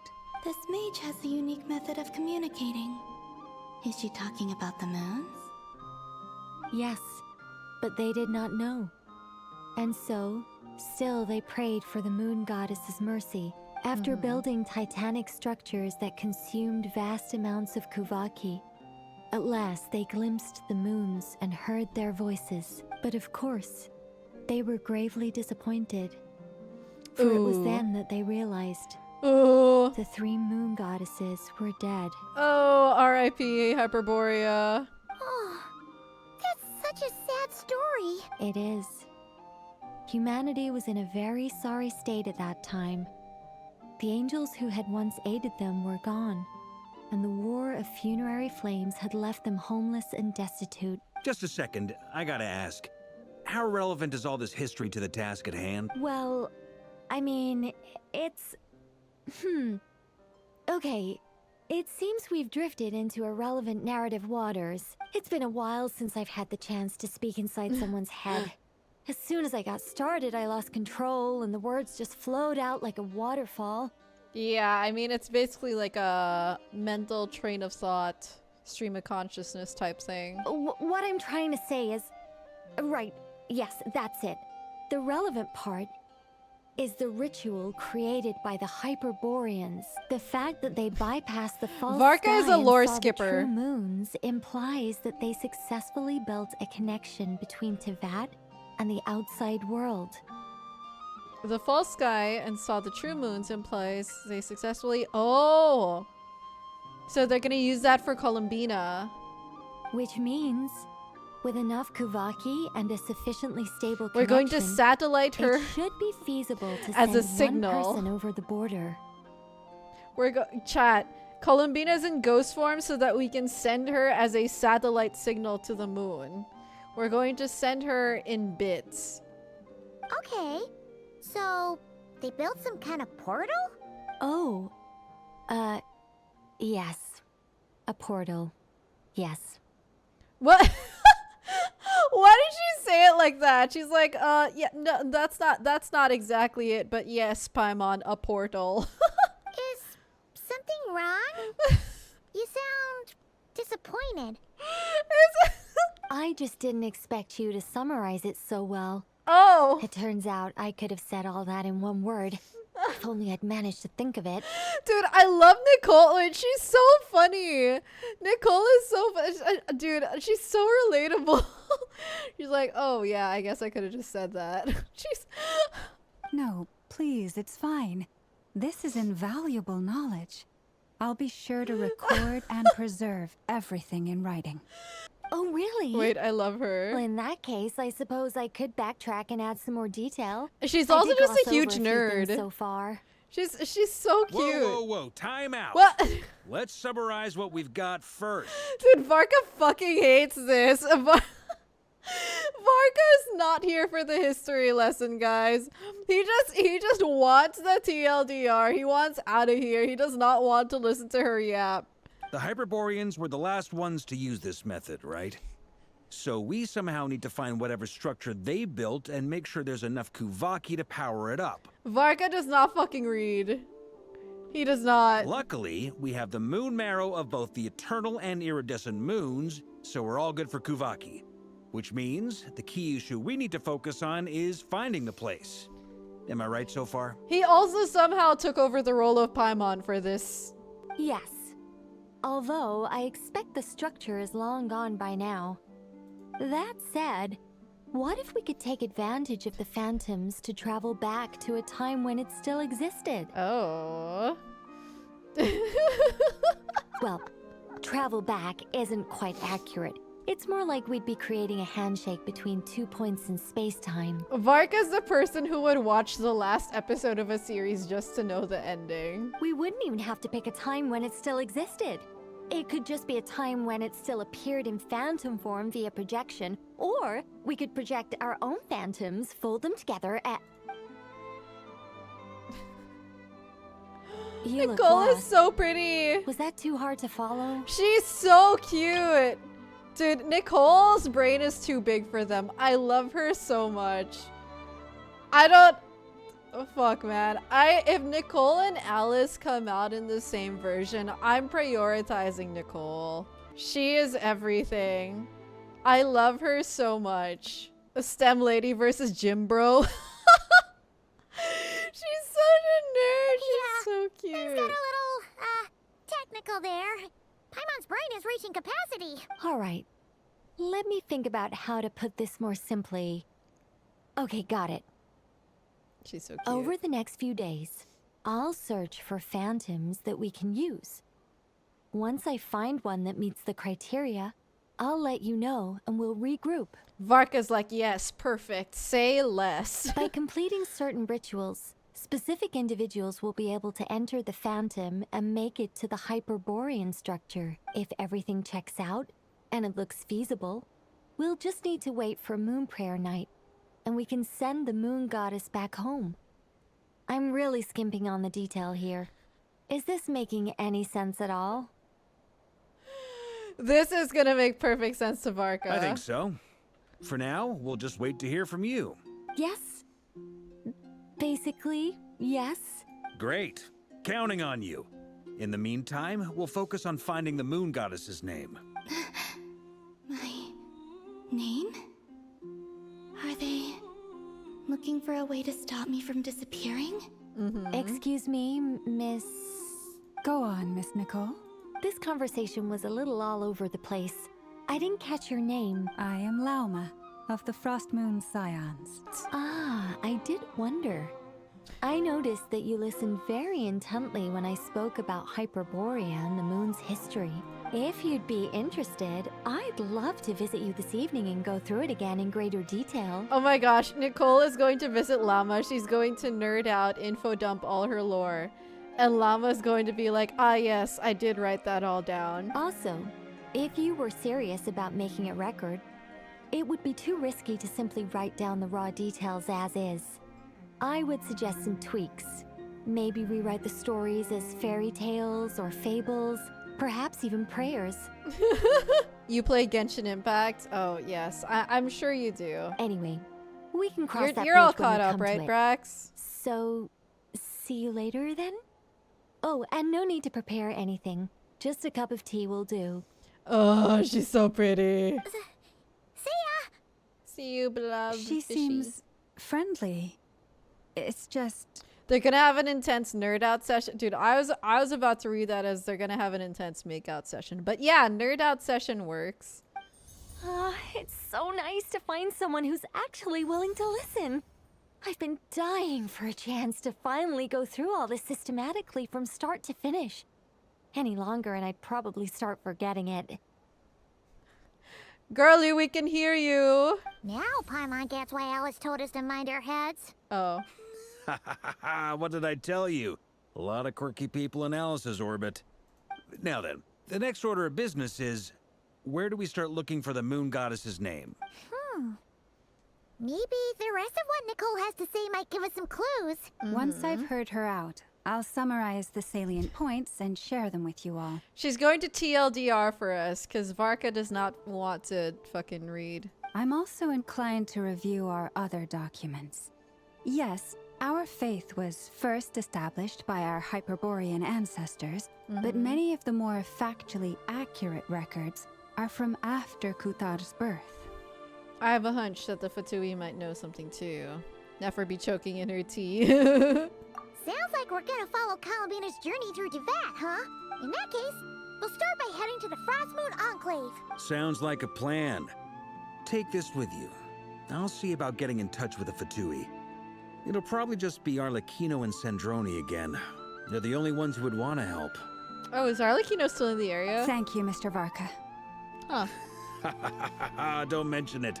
Honestly, I'm more comfortable dealing with the Fatui than prying into the details of a young lady's childhood. Catch you later. I should follow them, just in case there's some way that I can help. 100%. A while ago, I took the time to organize all documents in our possession that pertain to Kutar. What you see here is the material I consider reliable. You're saying there's unreliable material too? Yes. Most of the information we have was transmitted through an oral tradition. Inevitably, some of her stories were mythologized and deified over the years through countless retellings. Makes sense. That's why I organized them into reliable and unreliable. There's no sense seeking answers in history unless we can ensure the veracity of the historical record. Makes sense. Alright, let's take a look through. I love Columbina just lurking in the background. Since Llama already knows the material like the back of her hand, the quest to find any new information in these texts is tough going. Almost all these records refer to Kutar instead of Columbina. Although neither of those is her real name. Paimon's not sure what point she's trying to make. What we can gather from these records is that the Frost Moon Scions worshipped her as a god, placing impossible expectations upon her. I cannot fault them for their earnest faith, but for all their devotion, worshipping her day in, day out Give her the changed bread. nothing. I imagine that none of it resonated with Columbina. It wouldn't surprise me if, even back then, she had already begun to reject the name Kutar and everything it represented. Llama speaks the truth. Dude, Columbina's so sad. She doesn't feel recognized or at home or properly identifies with anything about her. When I heard them call upon Kutar with hope and expectation in their voices, they may as well have been calling upon somebody else. Man. When you were organizing these texts, Well, what criteria did you use? That's a bit complicated. I looked at the level of detail, perceived authenticity, prose style, and how realistic their portrayal of Kutar seemed to be. Amongst the Frost Moon Scions of today, only I know of her existence, and I alone have spoken to her face to face. As such, I know that there are certain things she simply would never do. That being said, I have sensed some changes in her lately. Changes? Me? Seems like this is getting us nowhere. For what it's worth, why don't we check the unreliable sources too? Yeah, what if someone accidentally wrote down her name? Sure. Give me a moment. Columbina just sitting anywhere. The world is her chair. A fraction of her divine might, Kutar sheared a great mass from the snow-capped mountain and cast it into the sea, upon whose surface shone the mirror image of the moon. Oh. Thus was formed the island of Hisi. Damn, okay, Kutar. Yeah, right. That doesn't even begin to pass the sniff test. The 3 moons are naught but lies through and through. Only one moon has ever shone for us, and Kutar is her name. The subjectivity is strong in this one. The vast majority of ancient texts are filled with fanciful tales like these. I trust you understand my criteria a little better now. Kutar did not speak, merely gazing into the distance in silence. And where her gaze landed, this was her prophecy. Clearly, whoever wrote this text never even met Kutar. Otherwise, they'd know that her eyes are always closed. What about you, Traveler? What are you reading? Seems like a collection of anecdotes. Come on, let Paimon see. The child wished to build a wooden nest with which to shield a fledgling bird from the cold. But being so young and lacking in strength, the child could not snap the branches from the trees. Kutar was passing by. Upon seeing the child, she summoned forth the Kuhenki, who built a beautiful nest for the child. We haven't had that much cutscenes, no. I remember that. Not knowing the meaning of Kutar's divine intervention, the child dared not to respond, and thus ran home to call their parents. But Kutar was gone. The moon chanter declared the event a miracle and took the nest as a relic, placing it on high for all to see. The child was named as one favored by the goddess and was greatly respected amongst the people.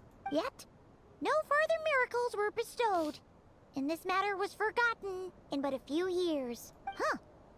Any thoughts after reading that? It gives off a somewhat lonesome feeling. Columbina probably just wanted to join the kid in making nests. I'd originally considered this a fabrication, because Kutar did not perform any similar actions in subsequent records. But now that I think about it, it does seem like something Columbina would do. It's just that... She didn't know how other people would interpret her actions. Yeah. She was probably worried about making things difficult for people. And so, she gradually stopped joining in. Columbina is like the homeschooled child who doesn't know how to socialize with other children. Yes. Oh, that's so sad.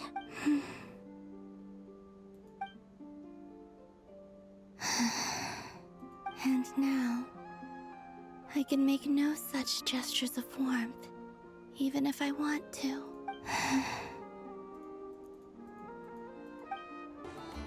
Hat girl. There's Marka.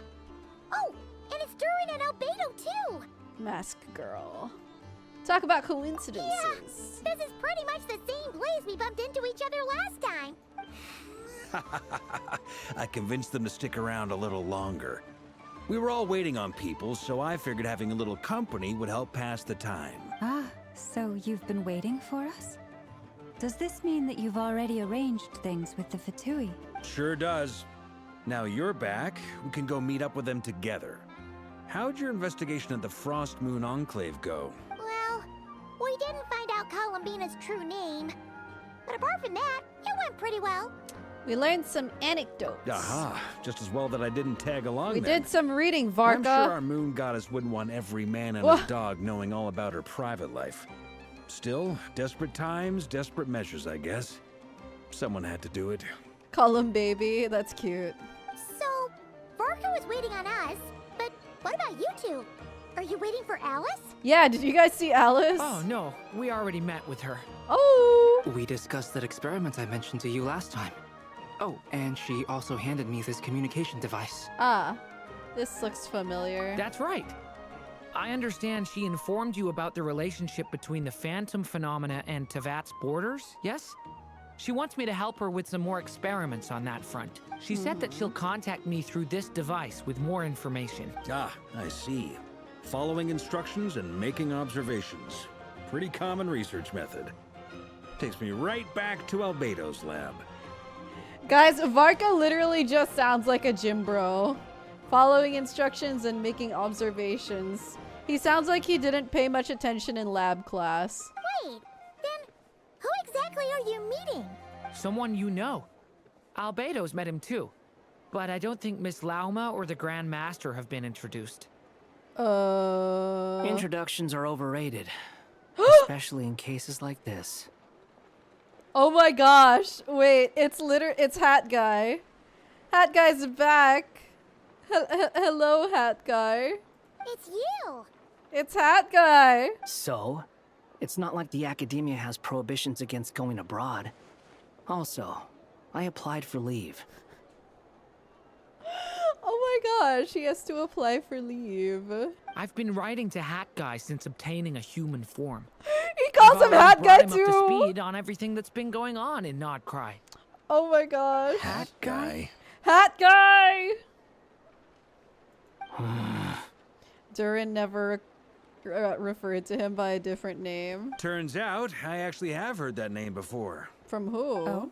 Then why did you react the same way I did? I only knew Leave the name, credits. not the fella. But since we're all here, let's do some introductions for what it's worth. I'm Varka, Grand Master of the Knights of Favonius. Lauma, Moon Chanter of the Frost Moon Scions. And I'm a Driosh from the Vahumana Darshan of the Sumero Academia. Hat Guy. Hat Guy, that's me. Good to see you again, Mr. Guy. Mr. Guy. I believe we last saw each other on the boat ride here. Mr. Guy. So they came to Krai together. Oh, yes. Mind you, Mr. Guy. the only reason I came here is because there's someone I want to look into. Columbina. Who's that? The Doctor. Also known as Dottore. Second of the Fatui Harbingers. Fuck! I forgot Dottore was second. I thought Capitano was... Wait, is he second now? Because wasn't Capitano second? Just as I thought. From the tone of your voice, it sounds like there's bad blood between you. Oh, girl does not know. There is bad blood between Dottore and like literally everyone else. No one fucking likes Dottore. I was reviewing our archives and noticed that a lot of information about him was missing. Left a bad taste in my mouth. That's all there is to it. Dottore, or Zondik, as he was then known, once studied at the Academia, but he got kicked out before he could graduate. Jesus and the 12 disciples. Oh, it's Piero and the 11 Harbingers. Zandik? Oh, yeah. That was the doctor. Oh, girl, she doesn't know. Yeah, honey, Zandik is the doctor. Lumine, get caught up, please. So the Harbinger's #2 man is a college dropout?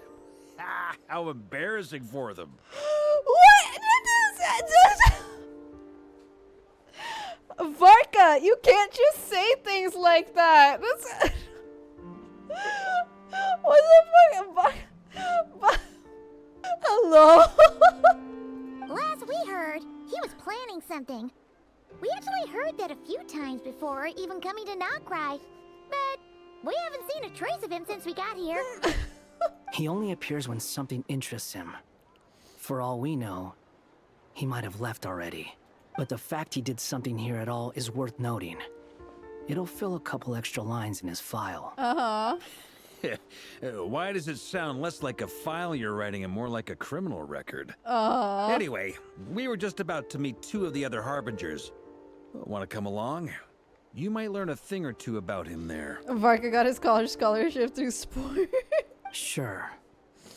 Even though they're Harbingers, well, they're old acquaintances of ours, so, you know, when you talk to them, try to be... I got it. The Frost Moon Scion's relations You got with this, the hat Fatui guy. remain tense. Forgive me if I do not attend. In that case, we'll continue assisting Miss Alice with her experiments. Good stuff. Everyone's having a fruitful time. All right, we better get going. I'll lead the way. Okay, Varka, whatever you say, man.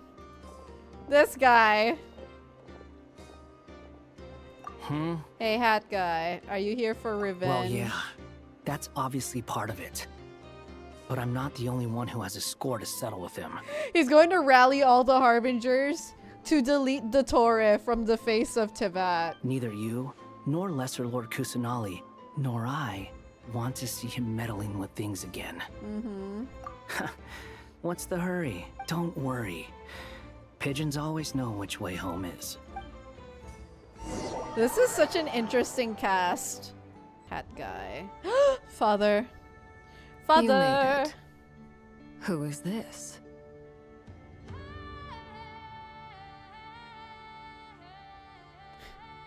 Okay, that vocal kicked in at the right time, but also it took me a second to remember that Hat Guy was like removed from everyone's memories. It's so eerie. He was like deleted, right?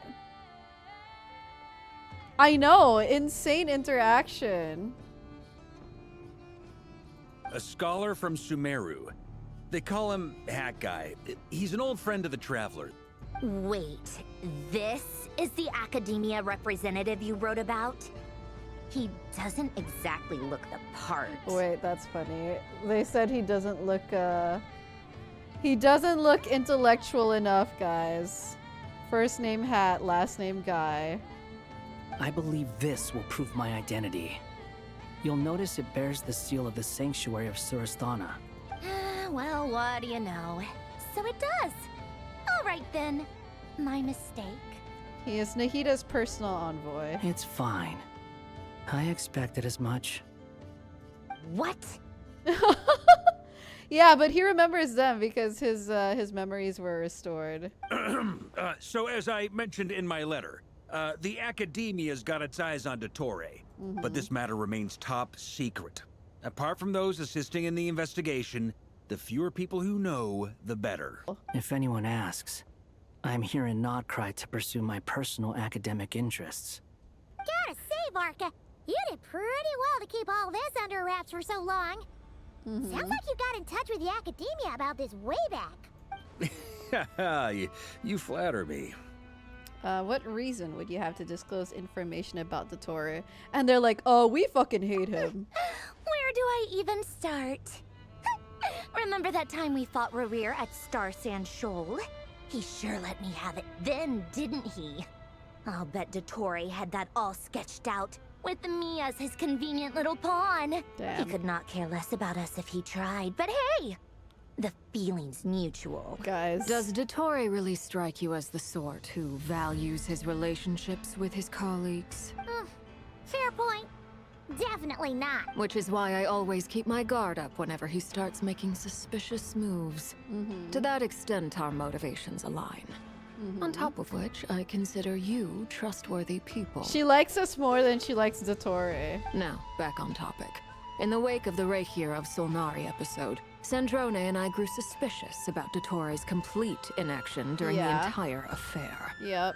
So we tried to find out what he'd been up to, but unfortunately to no avail. He never lets anyone in on his plans. The more he cares about something, the more secretive he gets. Ew. Indeed. Perhaps he believes that by keeping a low profile, he can avoid trouble. But that trick isn't going to work on his colleagues. I think it's gonna be really satisfying if his colleagues are the ones who take Dottore down. I always thought we'd have to do it ourselves, but Yeah, I mean, he's been researching the ancient moon's remnants.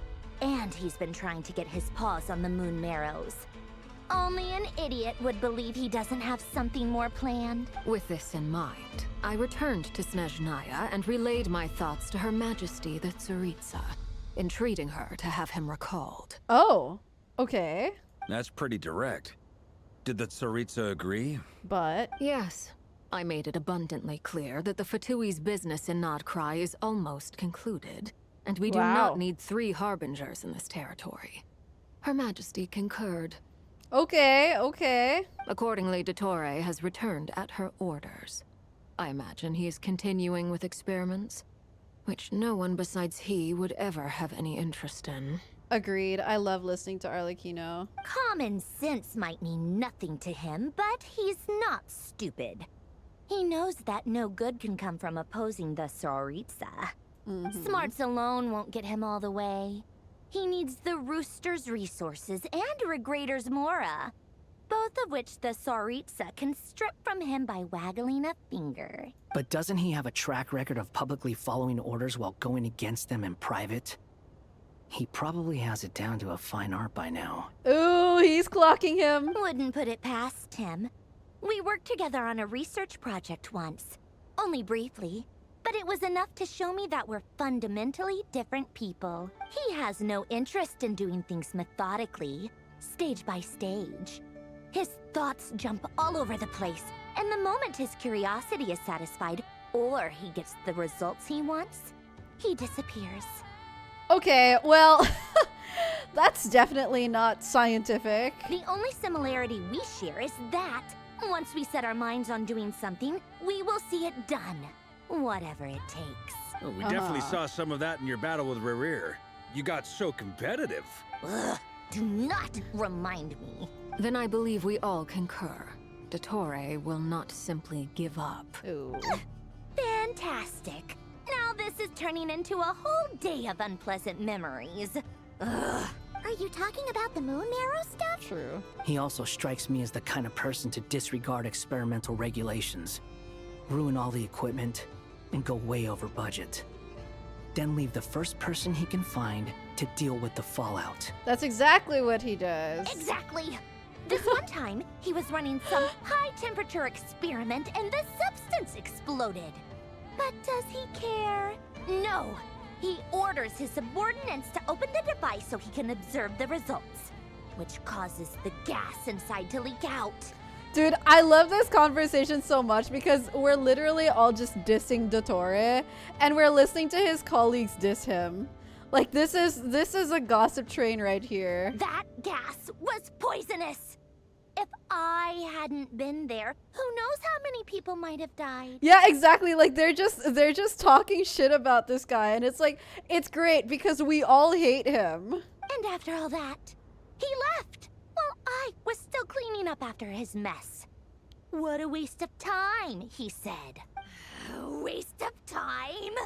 The nerve! He wasted my time! Columbina poked Sanjoni's cheek. You've been bottling that up for a while, huh? Hat guy, I must say, you seem awfully familiar with internal Fatui affairs. Especially when it comes to Dottore. Thank you, Lady Harbingers, for providing such valuable information. Bro just dodged the I have question. no other questions for now. so I'll be on my way. All right, whatever you say, man. Wait, what? You're just gonna leave? You're welcome to join if you want. Ugh. Just when Paimon thought he'd finally mellowed out. He makes quite the impression. I'll say. I've met tons of headstrong people, but not many of them would join me in bad-mouthing Dottore. Yeah, well, he doesn't scare us. Not really. Anyway, back to the main agenda. Barca, you said that Columbina has gone missing? Or rather, disappeared. Yes, please help us find her name. Yeah. We're working on building a connection between her and this world. The simplest method is to find out her real name. I've actually asked her that question before, but she said she didn't know. Considering our relationship, I doubt she was lying to me. Aw, that means they were close. As far as I recall, she was never dispatched by Her Majesty to claim a gnosis or anything like that. The Tsaritsa's plans had long contained a place specifically for her. I always thought that was weird. What could she do that the rest of us couldn't? Be the moon. Steal the moon. Knowing what we do now, it's probably something related to Kavaki, right? More than likely. When she first arrived, Columbina would often go to Her Majesty and ask when she could start the task assigned to her. Huh. But Her Majesty always gave the same reply. The time has not yet come. So she spent her days in Snezhnaya doing basically nothing. I like how she's kicking the ground. The Tsaritsa has summoned a beautiful blind maiden to be a Harbinger, giving her the third seat by virtue only of her enchanting voice. Oh, is that what they said? It was a dumb and stupid rumor. But the reality of the situation made it hard to refute. And what happened after that? So I did she imagine ever do she the thing? stopped caring. She no longer seemed to care why she had been recruited. And Her Majesty never gave her any missions. So she just continued to sing in the flower garden. I wonder why Tsaritsa never sent her on For missions. my part, I was busy. So busy, in fact, that watching someone be that idol had me fuming. Oh. But still, I got the sense that she had long been used to a life of other people claiming she was needed when she wasn't. Damn, okay. Okay, Sandrone. Clocking that. I just felt that having a place to stay would cost me something eventually. And so I waited quietly for the day that I would have to pay the price. And on the other end of that spectrum, you had me. Someone once told me that I had the lousiest work and the toughest luck. That's a good way of putting it. I forget who said it. She's funny. But those words have always stuck with me. Sounds like something Hat Guy would say. But you've done your job exceptionally well all this time. Because at heart, you are a conscientious person. Guys, Sanjoni looks so sad. What is it? Something come to mind? That makes sense. Nothing screams you are needed like your name shouted from across the town. Well, good luck with it. But if you ask me, Columbina is still the most shoutable name. That's I'm cute. just so used to it now. After all the arguments we've had, I can't be bothered trying to remember another name for her. Nor I. Sandrone. Harlequino. Well, they're attached to that name for her as her identity.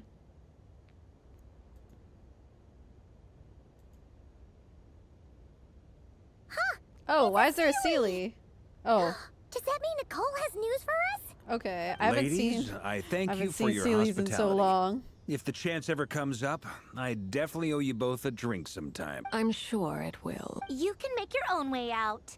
Heck, you've been here enough times, you probably know your way around better than I do. Okay, time to do what adventurers do best. Follow that Sealy. Follow that Sealy. It's been so long. Oh, during POV, guys. I like that we have a little loading icon for the POV now. Whoa! Here you are.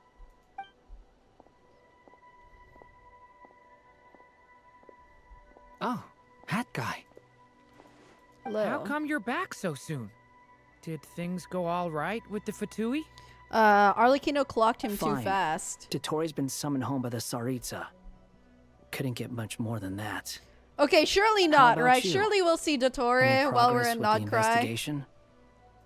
Unfortunately not. We've tried everything. Different phantoms, different locations, different points in history. But the results are the same each time. Abyssal monsters roaming the land.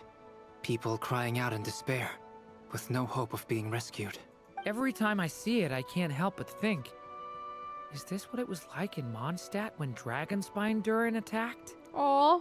And if I fail in the task I've been given, will I create yet another tragedy? Aww. That's just meaningless speculation. When we encountered similar phenomena previously, I tried to interfere with those illusions, using sounds and lights to guide them. We've seen all the characters he's from the Krai trailer. I think we have, yeah. However, we could not change their fates. At most, we were able to extend their existences. The events of the past are like fate that has been written into Irminsul. There isn't a living thing in Teyvat that can escape its past. But Miss Alice instructed us to try to find ways to change the outcome that these phantoms face. It's an impossible task. Can't you just refuse? Wow, why is the music going hard right now? Damn. Since she asked us to do this, I feel like it can't truly be impossible. Or if it is, well, mages can make the impossible possible. I could not have been born as Durin otherwise. But you also said that your past 39 attempts were fruitless. Maybe the 40th. That's true. Won't be. But you're still going. Yes. After this many futile attempts, surely you realize that you're not doing this because you still believe what some mage told you. It's because you want her hypothesis to come true. It's something you wish for deep inside. So, think for yourself about what you want to do. As long as you don't believe it's futile, it isn't. Damn, hat guy dropping some wisdom. Yeah. Previous experience indicates that we cannot touch the phantoms, which limits the effectiveness of our interventions. If we want to clear this hurdle, we need to break this rule somehow. Same thought here. Following the same rules means repeating the same failures. Reducing ourselves to mere playthings of fate. So what are they going to do differently? So you mean we need to figure out a way to make contact with them despite knowing that we can't? Yes. And I suspect that's something only you are capable of. Everything Based in on Teyvat is what? logged in Irminsul. But the withering that once occurred in Sumeru was a sign that the Great World Tree was being corrupted. This corruption allowed things that should not have existed in Teyvat to appear. This is tantamount to rewriting reality to an extent. You're saying abyssal power might be able to affect those phantoms? Oh, and because Durin has abyss inside him. No one's ever tried it before. If you're gonna try it, it'll take courage. And you have to be confident that you can control it. Okay. Is anyone there? Has anyone seen my daughter? She's missing. I have to find her. I hear someone inside. Spargana? Are you in there? Oh. If I can use my abyssal powers to warn him that there is danger here, maybe it'll change his decision. Maybe he'll stay away. It's lunchtime. Ice cream. Enjoy lunch and ice cream. Yes. The important thing is not the nature of the power, but rather how you use it. To intimidate and obstruct. Sounds about right for the Abyss. Let me try. I should be able to influence that thing. Okay. Did we do it? Did we do the thing? He really left. Ha! We did it! Okay. Don't celebrate too soon. Follow him. See what he does next. Let's go, Durin. The barrier's gone too. How odd. We're out here rewriting history. I guess I'll keep going. Quickly. Let's keep up. I think we got them. This is a new development. We are ghosting I've never him. seen this happen before. We might just be able to save this person.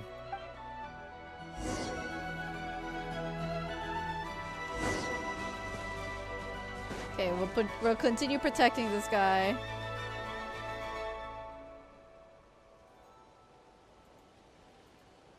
Hello there. Have you seen my daughter? Spargana's her name. She's carrying a large backpack. Get out while you still can, you Oh. fool. You won't find any survivors here. But I can't just leave her here. She must be so scared right now. Sorry. Wish I could help, but I haven't seen her. You'll just have to keep looking. Okay, thank you. If I do find her, I'll get her to shelter and come back for you. Don't bother. Where's her daughter? His daughter. I Nowhere mean. left to go. Oh, jeez. What's that noise? Duran, do something!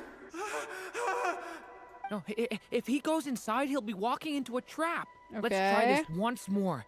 This time, we have to stop him. Okay, we gotta...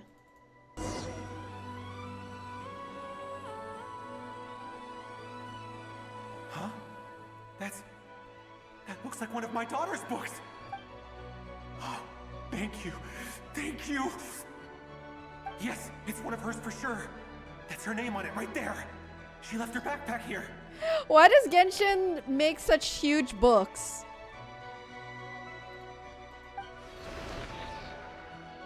Durin, just like last time. Use the explosives. Okay. My bad. It won't work. There's not enough left. If he makes it in, he'll die. Man. But then, this clue could be the key to him finding his daughter. It might not be the only one. Better he misses that clue than loses his life. I guess so. This is kind of insane. I'm sorry. Why are we manipulating I'm so reality sorry. like this?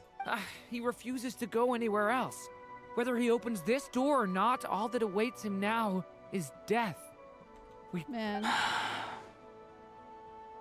Albedo? Hat guy? You just finished it? Let's try one more time. I don't know how we're gonna do this, but I don't want to give up either. Okay. Let's give it a go, Durin. You got this. I'm guessing I'm almost done with this act, huh? Why am I here? What's going on? All these scenes running through my head. Where are they from? Huh? What's going on? His reactions have changed. How many times have I... What's happening to me? Wait, is it imprinting on his brain? On his memory? Wait. Oh my god! Who are you? Oh, what? We've interacted enough that now he can see us. Now he can interact with us. You can see us now? That's crazy. I feel like I always could, but that I only just realized you were there. I'm sorry, I don't know how to describe what I'm feeling. But they did you it. were the ones guiding me using that marked barrier, right? They did it. I haven't done anything yet, but those monsters, those deaths, they feel like memories. Like things I really did experience. I won't find my daughter. In fact, I'll ultimately die trying to find her. Isn't that right? Time shenanigans? It's like they reached through the barrier of time. It's like they reach through the barrier of time, but they're still in the same space. Well, no. It's like It they're isn't. contradicting space-time. Yes, it is. Even so, we're trying to find a way out of this. Hat guy's like, yes, you will die. You've not seen my daughter either, have you? It seems she really isn't here. I'm sorry we couldn't help you. I'm just tired. Maybe this is destiny. Maybe it doesn't matter how hard I search. How long do I have left? Oh. Experience says 15 to 20 minutes. Man. 15 to 20. Thank you for all your help. Let's rest a while. You look exhausted too. Now's not the time for you to start pitying us. It's not pity. I'm just realizing that I've only got 10 or so minutes left. Wow. And he chooses to chill with them for a bit. You say you're from Mondstadt, yes? A place with windmills, where people enjoy limitless freedom? And you're from Sumeru, where they've built an academy into a giant tree? Yes. It seems you've never heard of either place. Well, they didn't exist before, Albedo. Those names are unknown to me, I'm afraid. Yes. Have you heard of Hyperborea? I have, but I heard that it was destroyed in the distant past. I see. That was where my ancestors once lived. What about Delphi Pytho? Was it later rebuilt? Delphi Pytho. I haven't heard about any Delphi Pytho. I've never heard that name. Then what about Sal Vindaknir? Yeah, we know about that. I have seen that name on stone tablets on Dragonspine. But I'm afraid the only things left of that place are its ruins. I see. Sure enough, there was no way to turn this around. I'm sorry. I was the one who asked to chat, but it seems like we're too many ages apart. Wow. There's barely any common ground to start from. It's all right. We did hear something new, at least. From the how Delphi you speak of your Pythos, lives, yeah. Things must be going all right for you, I guess. They are. I guess. Mondstadt is a place of freedom and happiness. There's a lot of good people in the church and the Knights of Favonius, and even outsiders find that it's an easy place to feel at home. Okay. We have festivals a few times a year. Everyone gets together to drink, sing, and be merry. Sumeru is a lot more uptight. Not really the kind of place where you can relax. It's a nation fraught with problems wherever you look. Sumeru is too big of a nation. But if all you want in life is to seek knowledge, I guess it's pretty much paradise. That's wonderful. In other words, after this all-devouring black tide passed, humanity did not merely avoid extinction, but rose to build prosperous civilizations anew. I mean, I can see you all right now. That must mean the future isn't a total mess, right? That's true. Well, time's almost up.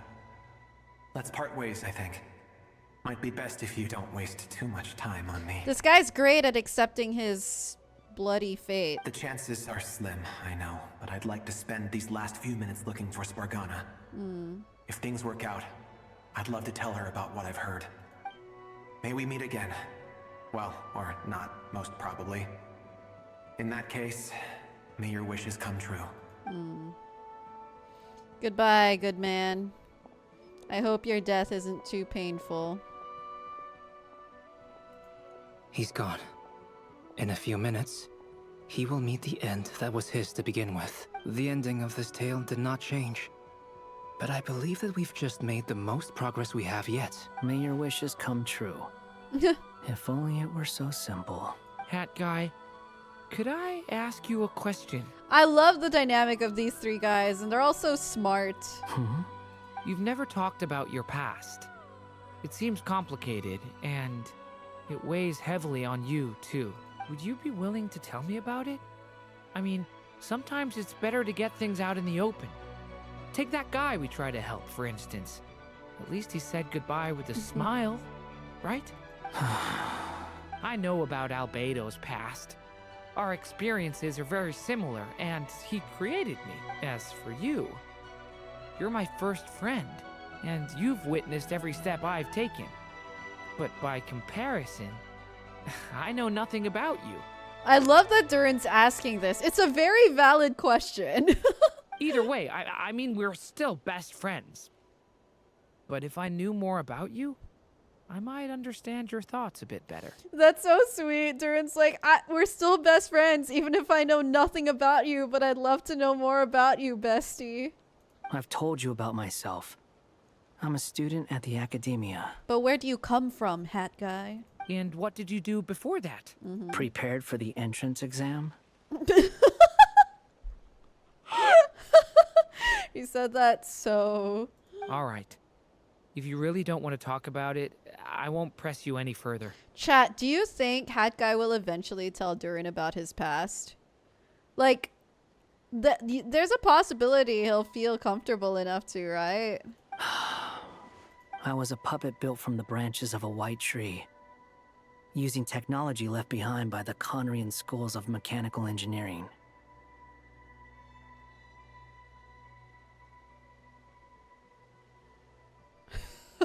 Oh my god. Okay. A white tree? You mean an Irminsul tree? Yes. A branch of Irminsul that was once connected to the main tree. So you had a human creator too? Yeah. But my creator abandoned me after deciding that I was a failure. We have a trio of artificially created beings, guys. I love this for them. After that, this is crazy.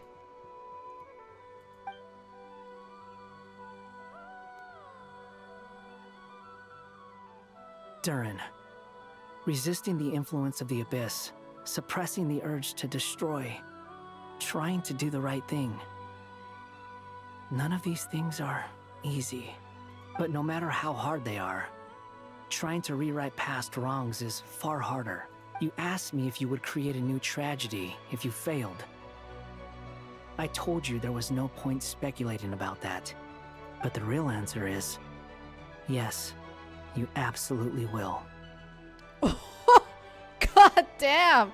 That's so he said that so intensely. That guy. But at least you've got people here to help steer you away from the wrong path. So, just keep aiming towards the light.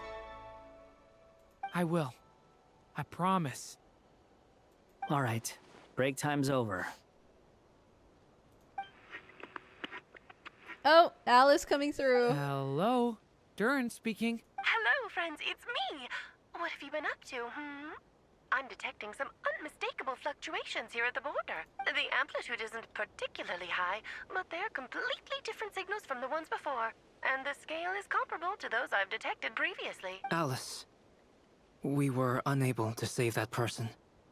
However, he appears to have retained a portion of the memories gained through that cycle, and was able to hold a conversation with us. I see. Well, that is rather odd indeed. It definitely merits further attention. Could I trouble you to keep trying the same approach? I need to gather some more data. Counting on you. I should probably have Nicole come and check this out as well. Yes, please bring Nicole over. Oh! I guess that's it for this act, guys. Yeah, I had a feeling that was like gonna be the last part. I was worried you might stop to collect treasure chests opened by the Sealy along the way. Ooh. It would have taken you so much longer to get here. Another conversation I cannot hear. Man, let Columbina listen in. I am delighted to see that you understand what takes priority, and that your adventurer's instinct has not swayed your resolve. Really, I must applaud you for it. You should know. Paimon's head. Okay, I'll try and keep it short. My senses are telling me that this is where we shall find the entrance to the ruins. She's so pretty. I love her. I'm a Nicole admirer, guys. Oh, cool! Well, what are we waiting for? Let's open it up and see! Patience. This was a sanctuary of great importance to the Hyperboreans. A special process is required to open the gate. Oh! Like the place that housed the Eternal Moon's marrow? Oh. Okay, so what's the plan? Need us to do anything? And just a short version, if Varka! Varka! Varka the lore skipper! Varka who doesn't read! Varka who wants the 2-sentence summary! Ah. Alright then. I was planning to start with some background on the invention of these techniques. Are you sure you don't want to hear it? It's quite informative. Remember what you were saying about priorities? Fine. Simply put, we need 3 human representatives to successfully undergo a process of Kuvaki resonance. Think of it as a test from the 3 moon goddesses to see if the entrants are qualified, with the most recognizable qualification being Kuvaki. Pretty sure Lauma would ace that test. Oh, wait. But we need 3 people. I also have no doubt that the Moon Chanter would be qualified. but we would need 2 other people with the same constitution. So like me, Therefore, traveler. the most feasible method is not so much to follow the rules, but to figure out how the test functions and find a workaround. I've done some research, and it turns out the mechanism is rather crude. We'll simply need humans to stand before it who have sufficient Kuvaki energy within them. Okay. I'm with you so far. How do we get the Kuvaki in them? Ah, yes, Varka. The easiest way would be transfusion. Take some Kuvaki from Nod Krai's soil, put it into the bloodstream, and get it circulating in the body. So we're going to cheat on the test? Precisely. There are other methods, but this is the simplest one. Cheating the system is much easier than trying to hide from it. Sorry? Does the idea of cheating upset you, Miss Lauma? Yeah, Miss Lauma. No, that's not it. I suddenly had an idea. Oh, what is it? It's about Moon Prayer Night. I figured out a way for Kutar to join in the festivities. But as Paimon said, we need to have our priorities straight. Let's get back to the test. I'll follow up with Nefer on the festival arrangements. Okay. Anyway, so we don't get to hear her idea. A Kuvaki transfusion sounds dangerous, no matter how you slice it. If you think that's dangerous, wait till you hear the other methods. I'd be more than happy to go through them if you'd like. There are several. Varka's gonna cut her off. No need, we're good. Oh, let's go with this one. Paimon did it. Very well. Kuvaki transfusion it is. Now, I should mention that the risks can be greater or lower depending on individual compatibility. It would be rash to simply infuse the Kuvaki and hope for the best. If the body rejects it, the reaction can be quite severe. The symptoms are similar to another condition that some people living here suffer from, known as congenital Kuvaki sensitivity. What the heck? So, before we execute our plan, I will perform a simple test of my own to see who is compatible and who is not. Once that is done, we will have to complete the resonance process as rapidly as possible. The participants must remain stationary while the Kuvaki circulates and bonds with them, and they mustn't eat or drink anything. What? No eating or drinking? That's some hardcore Paimon, you're fasting. probably not They'll gonna all be be monks by the time they're through. one of them. 3 days. Oh, that's so long! And we still need to find 2 more people who are not just compatible, but also willing to volunteer. Fasting? What are they talking about? I will volunteer. Don't you want to think this through? Paimon's like, what? You're not gonna eat with me for 3 days? Count me in too. 3 days without food? I can handle that. Miss Nicole has made it clear that this is the easiest way. The way I see it, there's nothing else to discuss. It's time to step up. True. Yeah, you're right. In that case, Paimon volunteers to be captain of logistics. She'll keep the fires lit and grab some spare clothes to keep you comfortable. Thank you, Then we'll Paimon. start with you first, traveler. Please step forward. Oh, is she gonna transfuse us right now? What the heck? Okay. How's it going? Do you feel anything? No. I bet I've got a lot of How about Kuvaki in now? me. And now? Still nothing. What about now? No. Guys, it's not a competition, you know. Is she trying to tickle me All or right, like... I'm officially impressed. Even as a descender, you can withstand far more than I imagined. It's like I summoned a giant stone titan to arm wrestle you, and your arm hasn't even moved an inch. What the heck? In my last attempt, I infused 5 times the amount of Kuvaki required. What the... Yes. Safe to say, compatibility won't be an issue for you. You're eligible to join. You're next, Mr. Varka. Okay, Varka, let's see what you Sure, can handle. here goes nothing. All right. I'll start where we left off. 5 times the required Kuvaki dose. Also, guys, right after I finished the last act, it brought me here right away. So it didn't really give me a chance to pause the game. It sent me straight into this dialogue for some reason. Whoa, whoa, Oh, whoa. oh. Hey, wait a minute. Oh my god, he got the Yehoda face. How's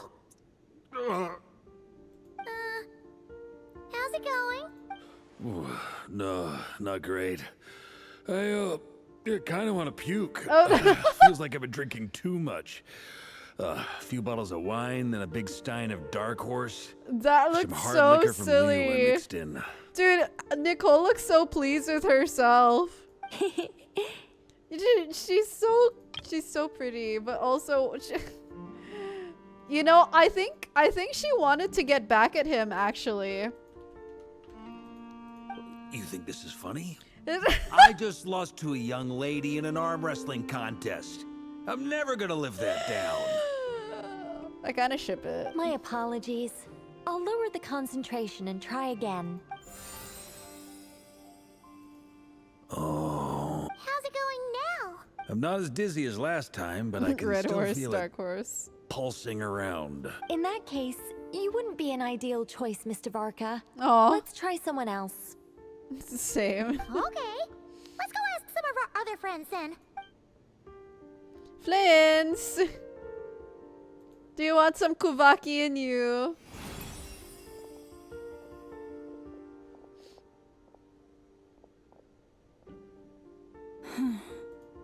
No surprises here, Miss Smoonchanter. You're perfectly compatible. You may join. Damn, Varka lost. Oh. No. I'm getting a slight headache. Shame. You were so close. Yehoda oh. I'm itching all over. Oh my god, she's just like Varka. Allergic reaction. We can't have that. Huh? Well, are you gonna start a walk? She's like a child. The Hexenzirkel is an organization that cares for and protects children. We will not have them do dangerous things. Not even tests. It's like no child testing here.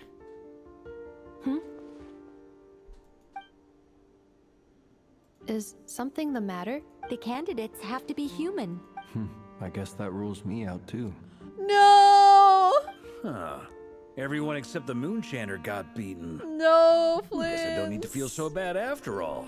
Perhaps I could ask for volunteers among the Frost Moon Scions. I'll see about talking to some trusted Lightkeeper colleagues. Itlua springs to mind. In fact, I think we had some former Frost Moon Scions join our ranks recently. Can you give me the scientific explanation for how the test works? I can probably make some kind of test bot. Then we can just zip through Nasha Town, going up to people and pressing a button to check their status. Wouldn't that be way easier? Oh my god, Nicole and Aino could be besties. No. Aw. Wow. No elaboration for once. How about I Man, contact the Knights of I thought they'd Favonius be garrison in the cute. Wave Chaser plane? Shame that Lohan's already left. And that guy's even tougher than I am. Strange. The moon goddess is clearly revered by many people.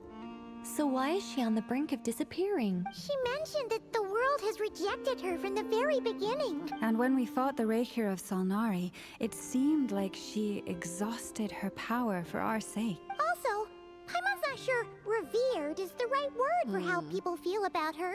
Gratitude, certainly. For my part, anyway.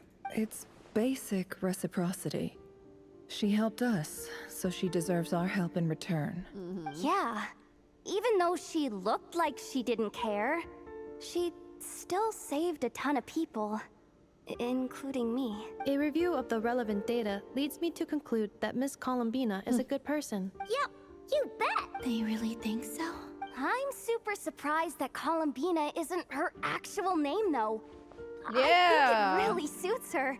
It's light and graceful and, yeah, just a really pretty name. True. I know, right? Unfortunately, that's not our decision to make. Columbina.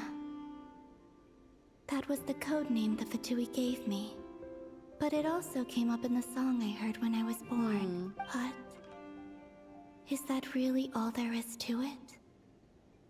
What do I truly think of my own name? I wonder if she'll just eventually learn to accept Columbina Is there anyone as a left name. who will still call me by that name? Why did I pick Columbina?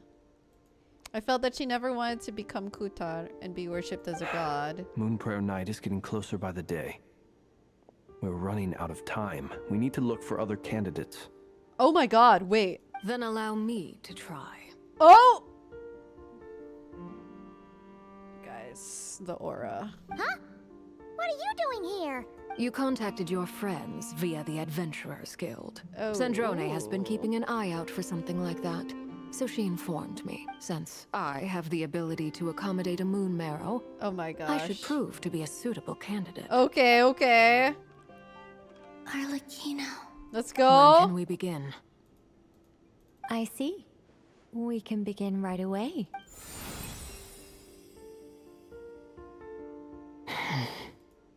How was it? Did you feel any discomfort? Not at all. Then it seems we shan't need to look for additional candidates She did after it. all. Great! She did it. Cool. All right, like Paimon said, the rest of us can take turns making sure the three of them stay warm and comfy. Then my job is to take care of the caretakers. I will ensure everyone receives food and accommodation. I'm ready as well.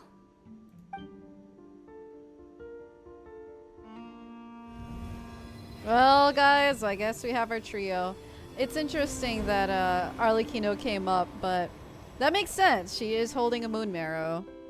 The compatibility has to be there.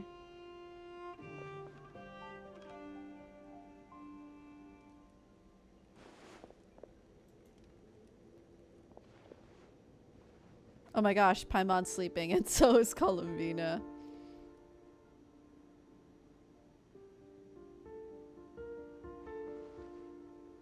Damn, they're gonna be there a while, huh?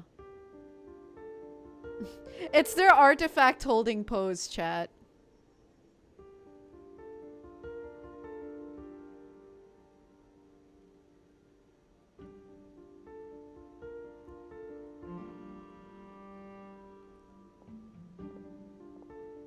The work is done.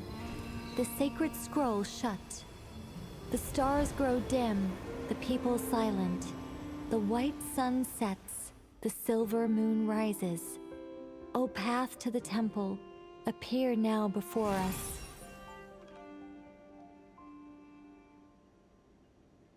She looks mad.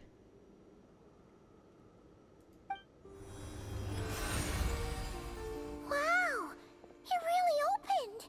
So that's what all this is about. They've been trying to open this gate. Oh my gosh, it actually opened. Come, let us enter. It might be best to eat something first. Take care to chew properly and swallow slowly. It will give your body time to readjust to the digestion process. They will head in soon. They will need to enter this gate. I wonder if Columbina's gonna go with them. Can she? Huh? Oh. Cannot pass through. Oh no! Is it because I have no physical body?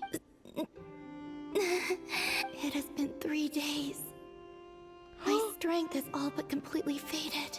Can I really hold on until Moon Prayer Night?